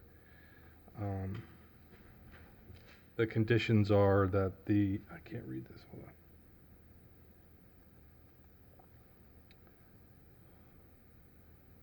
That the metal roof shall be a clear coat mill finish silver. How was that? Second. All those in favor? Aye. Any opposed? Okay, motion carries. Thank you. Can I ask a question? What is another recourse now at this point? Staff can advise you, sir, of your options. Yeah. Our next case is 23-53, 3400 Eastview Avenue. I'll just take this off the screen for you. Thank you. Hello. So, the siding on this house was all wood. Sir, do you mind stating your name My name for is the Glenn record? Kopensky. I'm the owner of the house. Thank you. And so the siding on this house was all wood. And I wanted to replace that wood with stucco originally because all the houses around my house are stucco. I have the only house with siding. And I was told that I couldn't do that, so I'm fine with that. And so in removing the wood siding, which was damp and rotted, you know, it opened up a whole can of worms because all the sheathing behind it was damp and rotted. There was termite damage. The house has been tented twice just since I've owned it. And, you know, most of the siding just wasn't salvageable because we had to replace the sheathing that was behind the siding. Okay, so now I'm in a situation where I have a house that's covered with tar paper, new sheathing and tar paper, and I need to put siding on it. And I can put siding on it that matches the original wood siding, which is 7 inches high, and it'll look just the same as it did originally, except everything will be new.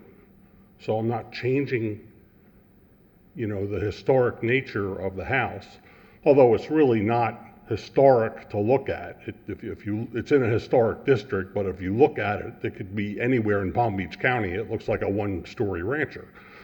So that's my situation. I just want to put siding back on my house. I've been waiting a month and a half to put siding on my house.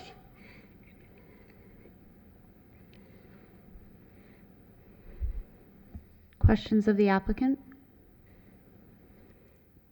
What's the material you want to use? They say it's 1 by 7 cedar, but it's really not 1 inch at the bottom. It's like more like 3/4 of an inch. But they call it one.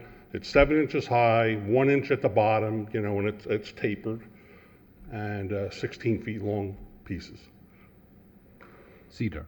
Cedar, red cedar.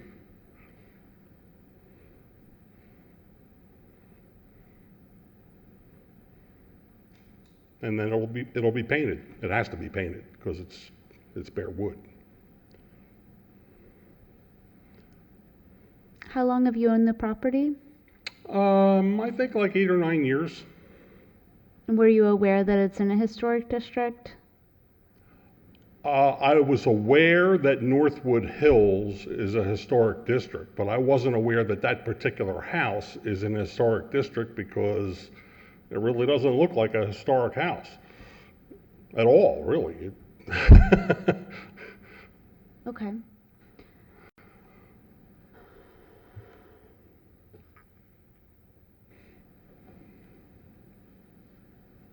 It's always tough when we have to do retroactive approvals Right, rather than right. them coming before us, you know, before Yeah, I was work has surprised started. when I got the call. This was going back to the original stucco application.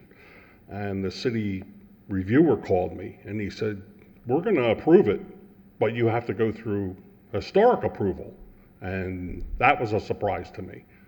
And how long ago was that? 2 months ago. Yeah. And had you already removed the original material? Excuse me? Had you already removed the No. original siding? No. Okay.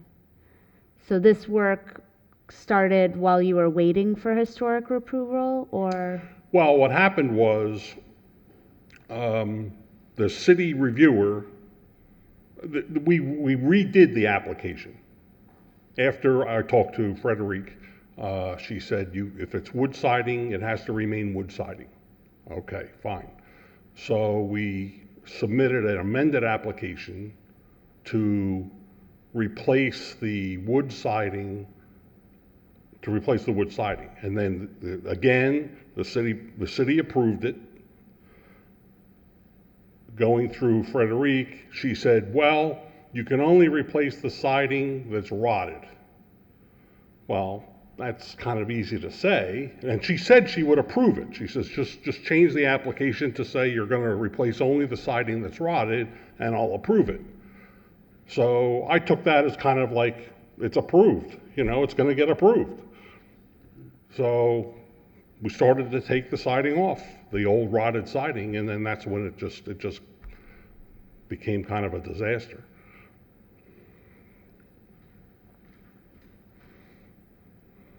Are you okay with the conditions in the application that the staff has imposed? Okay. Yes.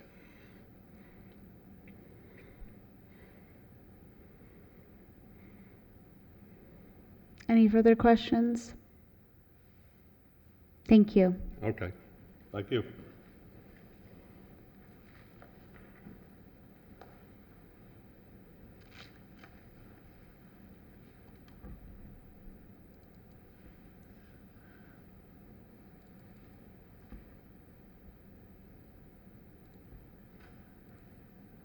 Frederic Mettner for case 23-53 for alterations at 3400 Eastview Avenue.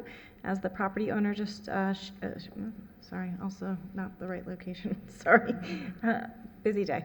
As the gentleman just indicated, it is a contributing structure. It was built in 1947 in the Northwood Hills Historic District.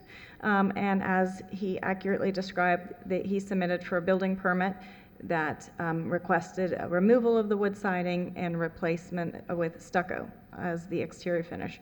And we did fail it from a historic preservation reviewer standpoint. We did chat, and I indicated that any replacement would need, for only the rotted materials, would need to be with wood. The permit had not been issued. They proceeded forth with full removal, and so therefore there was never the opportunity to explore what was rotted, how much was rotted, was a full-scale replacement necessary. And in all instances, when it is a wholesale replacement of original wood siding, it does come to the board. So hence, it is retroactive. They were in the midst of applying for a permit. They did not have a permit. These were just taken yesterday, so you can see it is removed. A few of the new boards have been installed. It is cedar, as the owner indicated.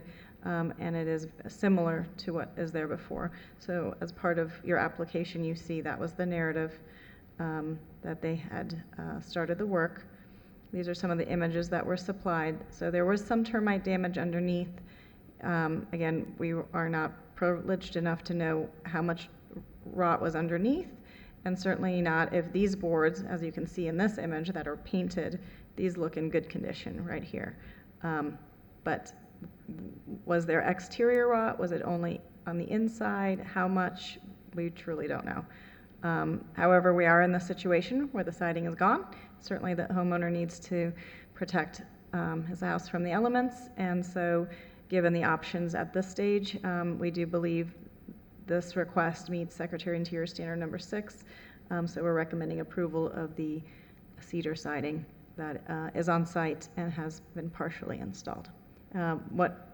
If he is granted an approval, that would allow us to pass the permit that is pending, and he can complete the work.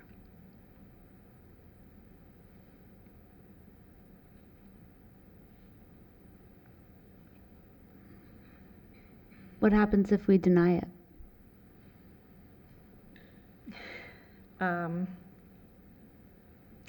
Appeal it to City Commission. Because he can't put back what was there. It will never no be able longer to do exists. And that was a question I had for his contractor, and she indicated it's all gone. So there wasn't even, the hope was to salvage enough to maybe get the front facade. I think there's a couple little pieces in the back, but not enough for a front facade. So.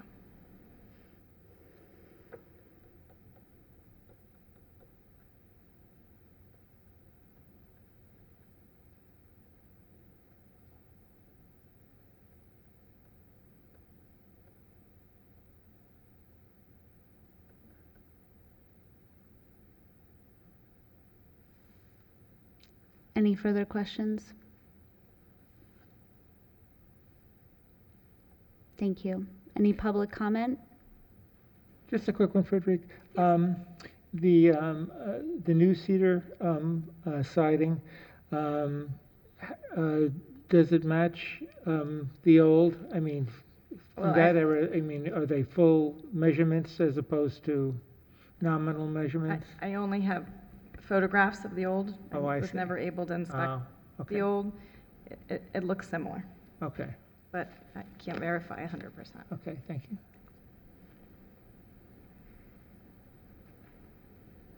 Okay, no public comment.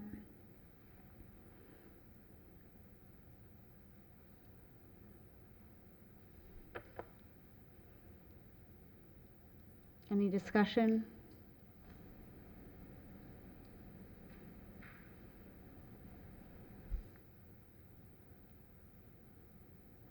I know this isn't the same, but I'm thinking about this case in relationship to another case, and thinking about how the ordinance relies so much on trust.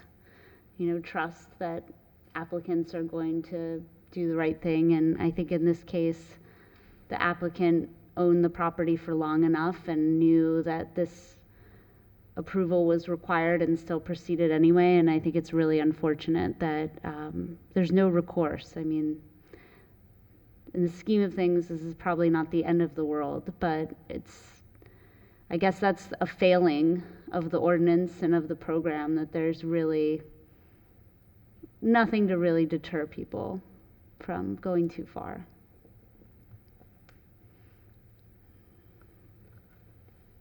I'm glad it's not stucco. It's a cute house, actually. It is.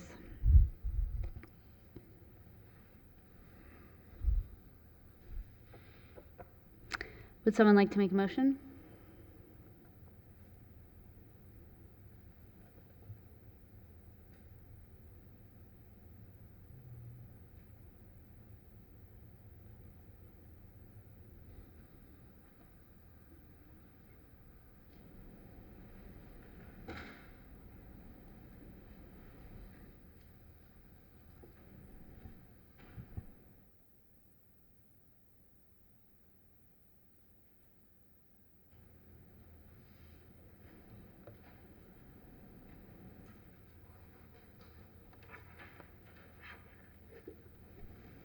I move that the Historic Preservation Board approve application number 23-53 for alterations in accordance with standards 9 and 10 as set forth in the Historic Preservation Ordinance number 3554-02. The motion is based on the testimony presented along with the application submitted in the staff report, which constitutes competent substantial evidence. In addition, the approval of this request is made conditional upon the following restrictions, stipulations, and/or safeguards that I move are necessary to ensure compliance with the purpose and intent of the Historic Preservation Ordinance and the historic preservation element of the comprehensive plan of the City of West Palm Beach. The conditions include the following. 1, siding shall match the existing in width and profile. 2, cypress or cedar wood shall be utilized. And 3, it doesn't sound like there is, but any remaining original siding shall remain in place. Second. All those in favor? Aye. Aye. Aye. Any opposed? Okay, motion approved. Don't do it again. I hope any further work, you'll go through the process. Our last case is 23-54, 1202 Georgia Avenue.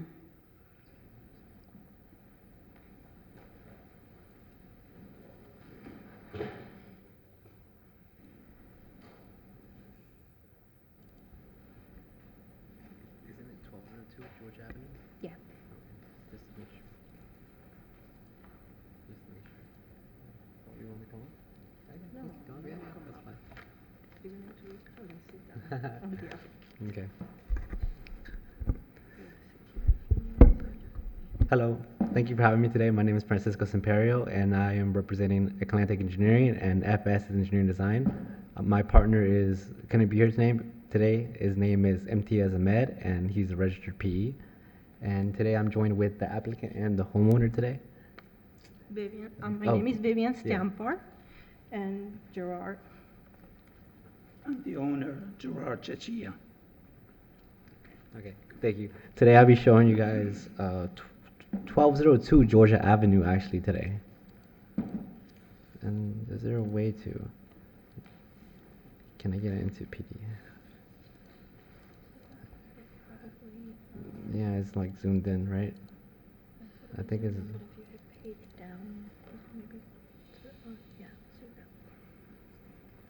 There's no way to, there is no way, okay.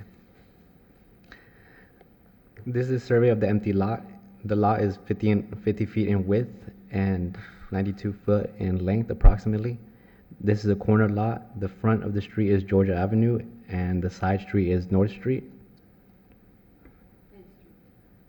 N Street, no. No, there's no way to zoom this out. Okay, there you go. This is the cover sheet, sheet A1, showing the custom two-story residence. As per recommendations, we have proposed a carport.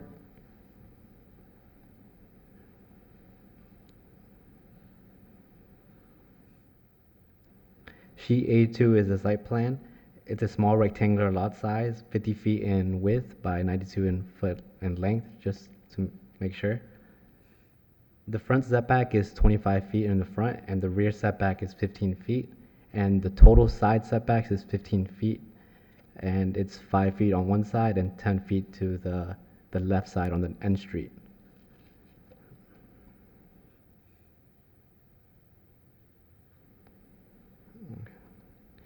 Sheet A3 is the floor plan. Based on the setbacks given, we were able to fit a 35-foot by 50-foot rectangular box.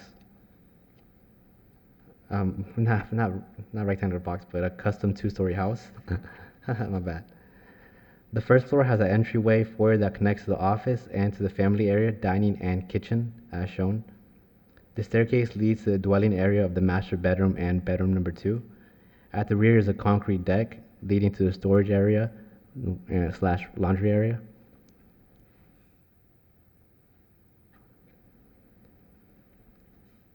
Sheet A4 shows all the sides of the custom two-story house. As per recommendations, we have removed the fixed windows at the front of the facade and are now showing single hung windows and mullions. We have also removed the sliding glass door at the balcony in the front, and we have put a French door as per recommendation.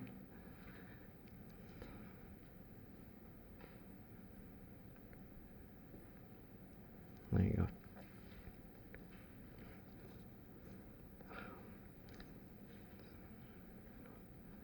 Okay. Based on the survey, the client has tried to present a home to fit the small rectangular sized lot that's 35 feet by 55 foot and 50 feet in width based on the setbacks given. For an aesthetic appeal, we decided to offset and place the walls in a way that gives us depth and not a rectangular box. What we're trying to achieve is a peel curve that gives us like 3D dimensional as shown.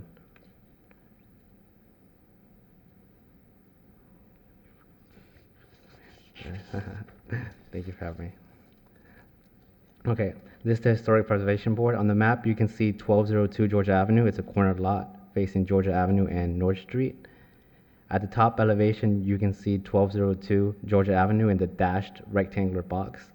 And then next to it is 614 North Street, a one-story, and on the side of it, it's an alleyway.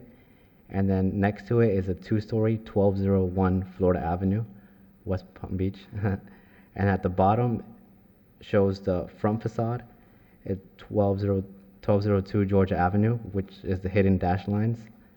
And next to it is, I believe it says 1206 Georgia Avenue, 1210 Georgia Avenue, and 1218 Georgia Avenue, and 620 O Street. Next is just up close, we can take a look closer. This is 620 North Street, 614 North Street, and the alleyway.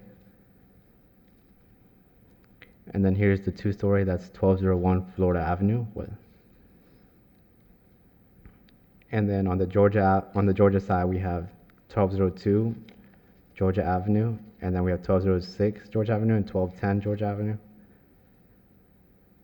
And at the end, we have 1218 Georgia Avenue and 621 O Street.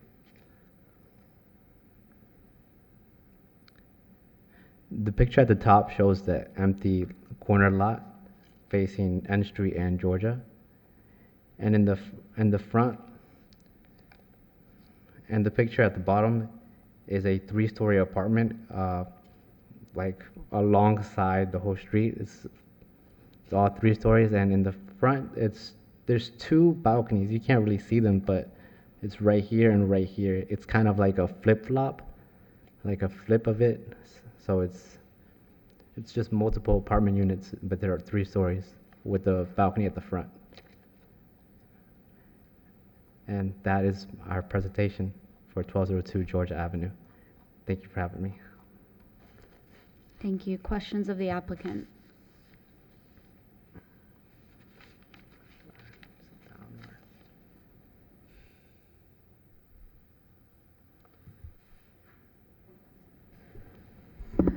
One of our new construction criteria is that design styles should take their design cues from surrounding buildings. Do you have any images of the surrounding buildings which you're referencing with the selected style?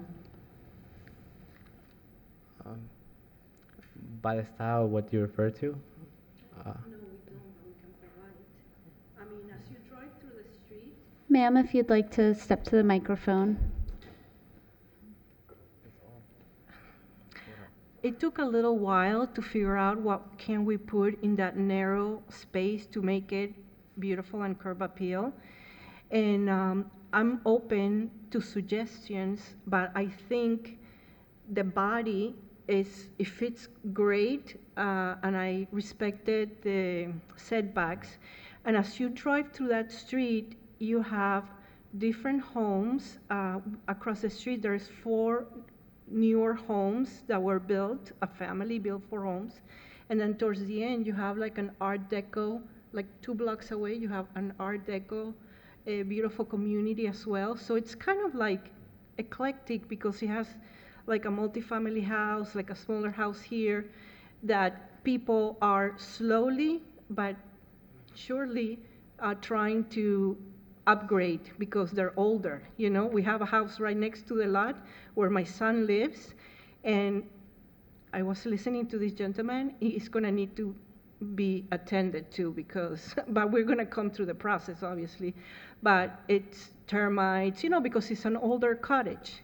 So for our respect, we drove around, and if you drive a little bit, there is also a few different homes. So I've been a couple of times trying to listen to the suggestions, but it was literally hard to change. You know, I can change things that Ms. Frederick recommended outside aesthetically, because the space, it's according to what we can build inside of there.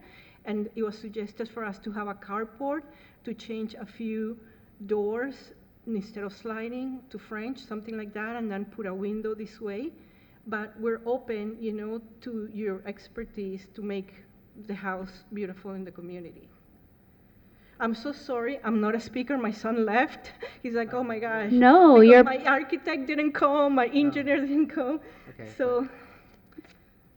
Do you have an architect on this project? Oh, I'm the architect on the project. You're I'm partnered with the engineer. engineer. The engineer. I work hand in hand with the engineer. And this engineer, we had other properties in Dixie Highway, and you can Google him. He's very respectful. He built things from Miami all the way to, I think he did the city in Miami, Cape Coral, West Palm Beach, Fort Lauderdale. We've done 46. and he done buildings 2730, Belvedere, you know, a lot of building and franchises. So he makes homes everywhere, so you can Google his, you know, reputation.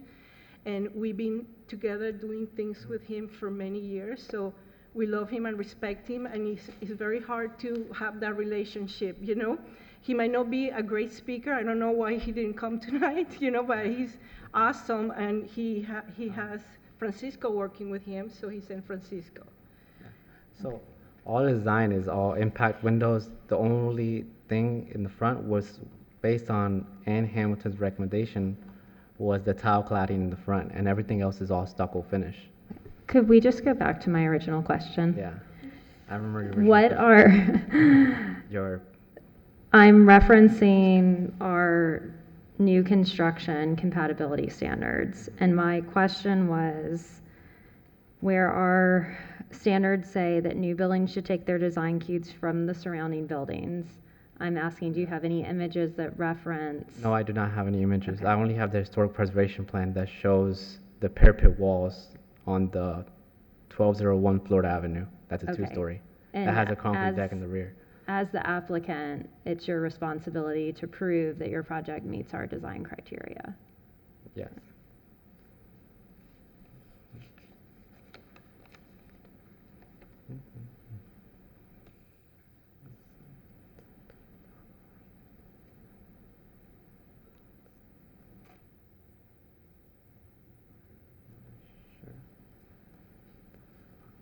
Any further questions of the applicant? Do you have any additional design ideas, or are you specifically dead set on this rendering? I can answer that. I will be open, you know, like the body. I want to be open because there is. We're opening for all window changes, anything to help the front facade, any Art Deco, anything to be done to make the front acceptable.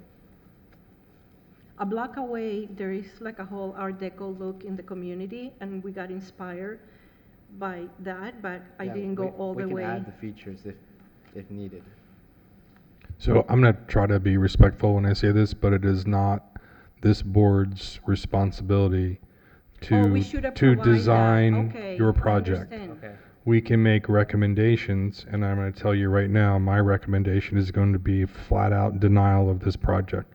It is not historically significant to the neighborhood or contributing in any way. And that's our minimum standard for new construction. Any new construction, there's a bunch of new construction homes in Grandview Heights, and I think you should get your cues from them. But this doesn't belong in any historic district. And there's nothing that we can recommend based on what you're presenting to us tonight that will even help this application. I can't say change the roof, change this window. We'll be here for hours. And it's not our responsibility to design this. That's your job. And you should know what you are to present to us and how. And we can go in circles all night. Okay, no, I just need to get a feel for it. I really appreciate that. And I'll add to that, you may want to consider bringing in someone else that has some experience, maybe to work with your team. I understand that you have a long-standing relationship, and that's always important when you're embarking on these projects. But to bring someone in as an advisor or just another set of eyes that has experience working in historic districts, I think will go a long way. I understand. I want to ask one question. Sure. So a block and a half, there is a whole community. It's like Art Deco, white and blue. Yes, I know exactly which one you're talking about. If I make a house inspired by that, a block and a half, will that fit in the neighborhood?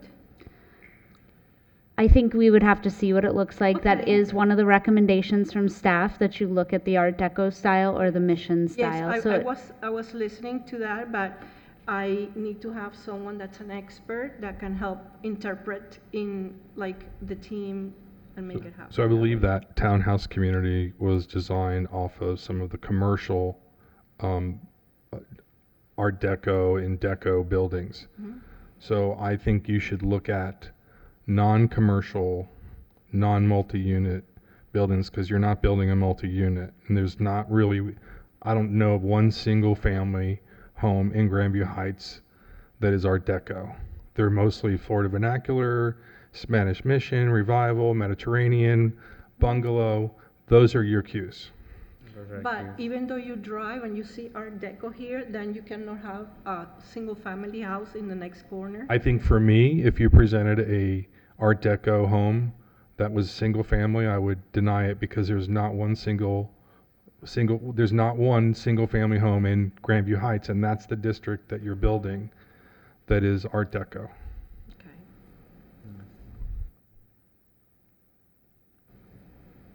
Yeah, I think you need a really careful precedent study, and then, I think we're having a similar conversation to the last Historic Preservation Board meeting that you were at.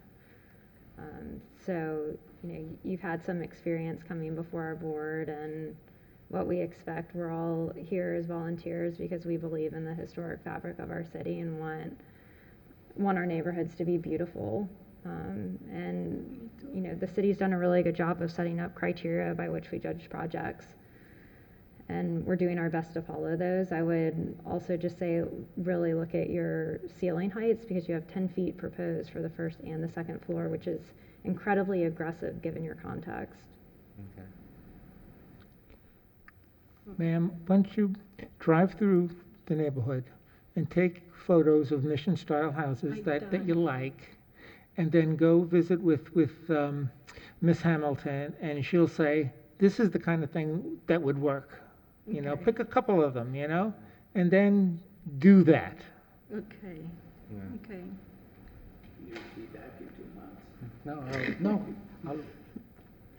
Thank you for having us. I just think we need to hear the denial for the modern. You know, I just think we need to hear that as a team.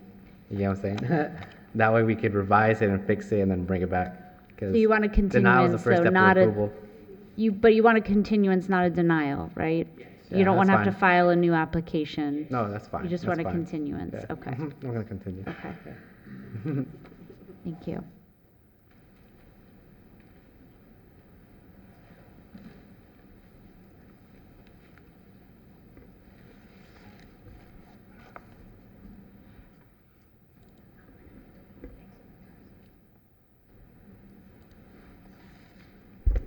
Good evening. Ann Hamilton presenting case number 23-54 for new construction at 1202 Georgia Avenue. As the applicant indicated, this is a fairly small lot located along Georgia and N Street in the Grandview Heights neighborhood. I believe the lot total is only like 4,200 square feet, so it's a very small lot. As you can see, there's no existing building on the site. There were formerly two frame vernacular style residences that were demolished in 1995 on the site. And the request is for proposed new construction of a two-story contemporary styled single-family home of approximately 564 square feet. This is the neighboring residence, which I believe the applicant indicated is owned either by them or a family member. And this is the historic site layout with, at 614, that home that you just saw, and then previously there were two one-story residences on this lot. This is the proposed site plan. As you can see, how the home would be sited on that lot. This is the proposed floor plan. I should note that the proposal is over FAR regulations. However, given the amount of revisions that needed to be made to this project, staff felt that the applicant could at least receive design feedback on what was being presented. This is the front elevation. It's a contemporary styled home. I believe in conversations with Frederic, the tile cladding and the carport and some of the windows were changes that were made by the applicant. These are the side elevations and the rear elevation and the window and door schedule. And this is that streetscape that you saw. There is one precedent for a two-story at 1201 Florida. This was actually a recent case that you all heard an accessory structure being built there, so you might be familiar with it. However, most other homes in the area are one story. Here's a rendering. Staff does not believe that it meets the review criteria for new construction, either in massing or design. However, we did recommend approval with the conditions that the architectural style of the building be restudied for a Art Deco or mission style characteristic being added, and that the square footage was reduced. Particularly, the recommendation would be to remove the additional storage and laundry space on the second floor and reduce the ground floor kitchen living area if the applicant is looking for areas to reduce the size. Thank you. Thank you. Questions of staff? I actually have a question.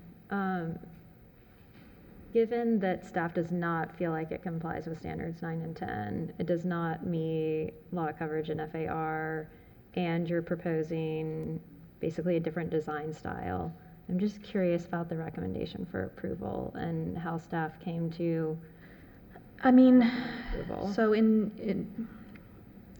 I think I would have liked to recommend denial. However, that does involve the applicant needing to completely resubmit under a new application repay fees. So in the interest of moving the application forward, we recommended approval with the condition. But I mean, I have a question along the same lines that, I know you have an incredibly large workload, and sometimes you can have the same conversation with an applicant or different applicants until you're blue in the face and they have to hear it from the board. But in my mind, this shouldn't even be on the agenda, considering it's not even the style, but it doesn't even meet the lot coverage and FAR regulations if it was anywhere else in the city.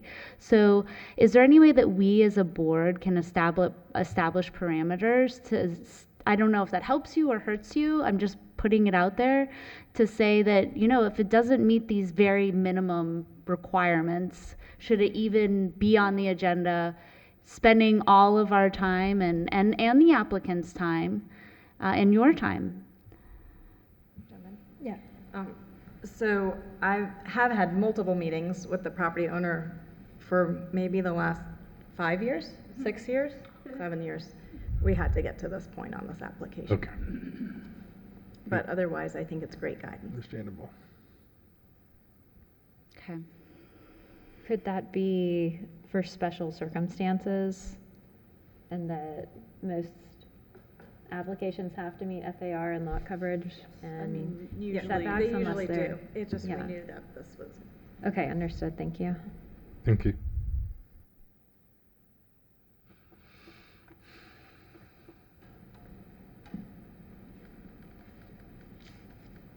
I would like to make a motion. Do we have any public comment on this project or any questions of staff? Okay, no, we'll go into executive session.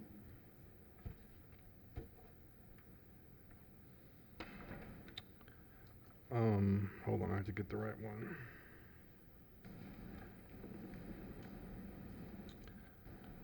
I move that are we deferring for 2 months to 10/24? Or are we denying? I can't see how this is not a denial.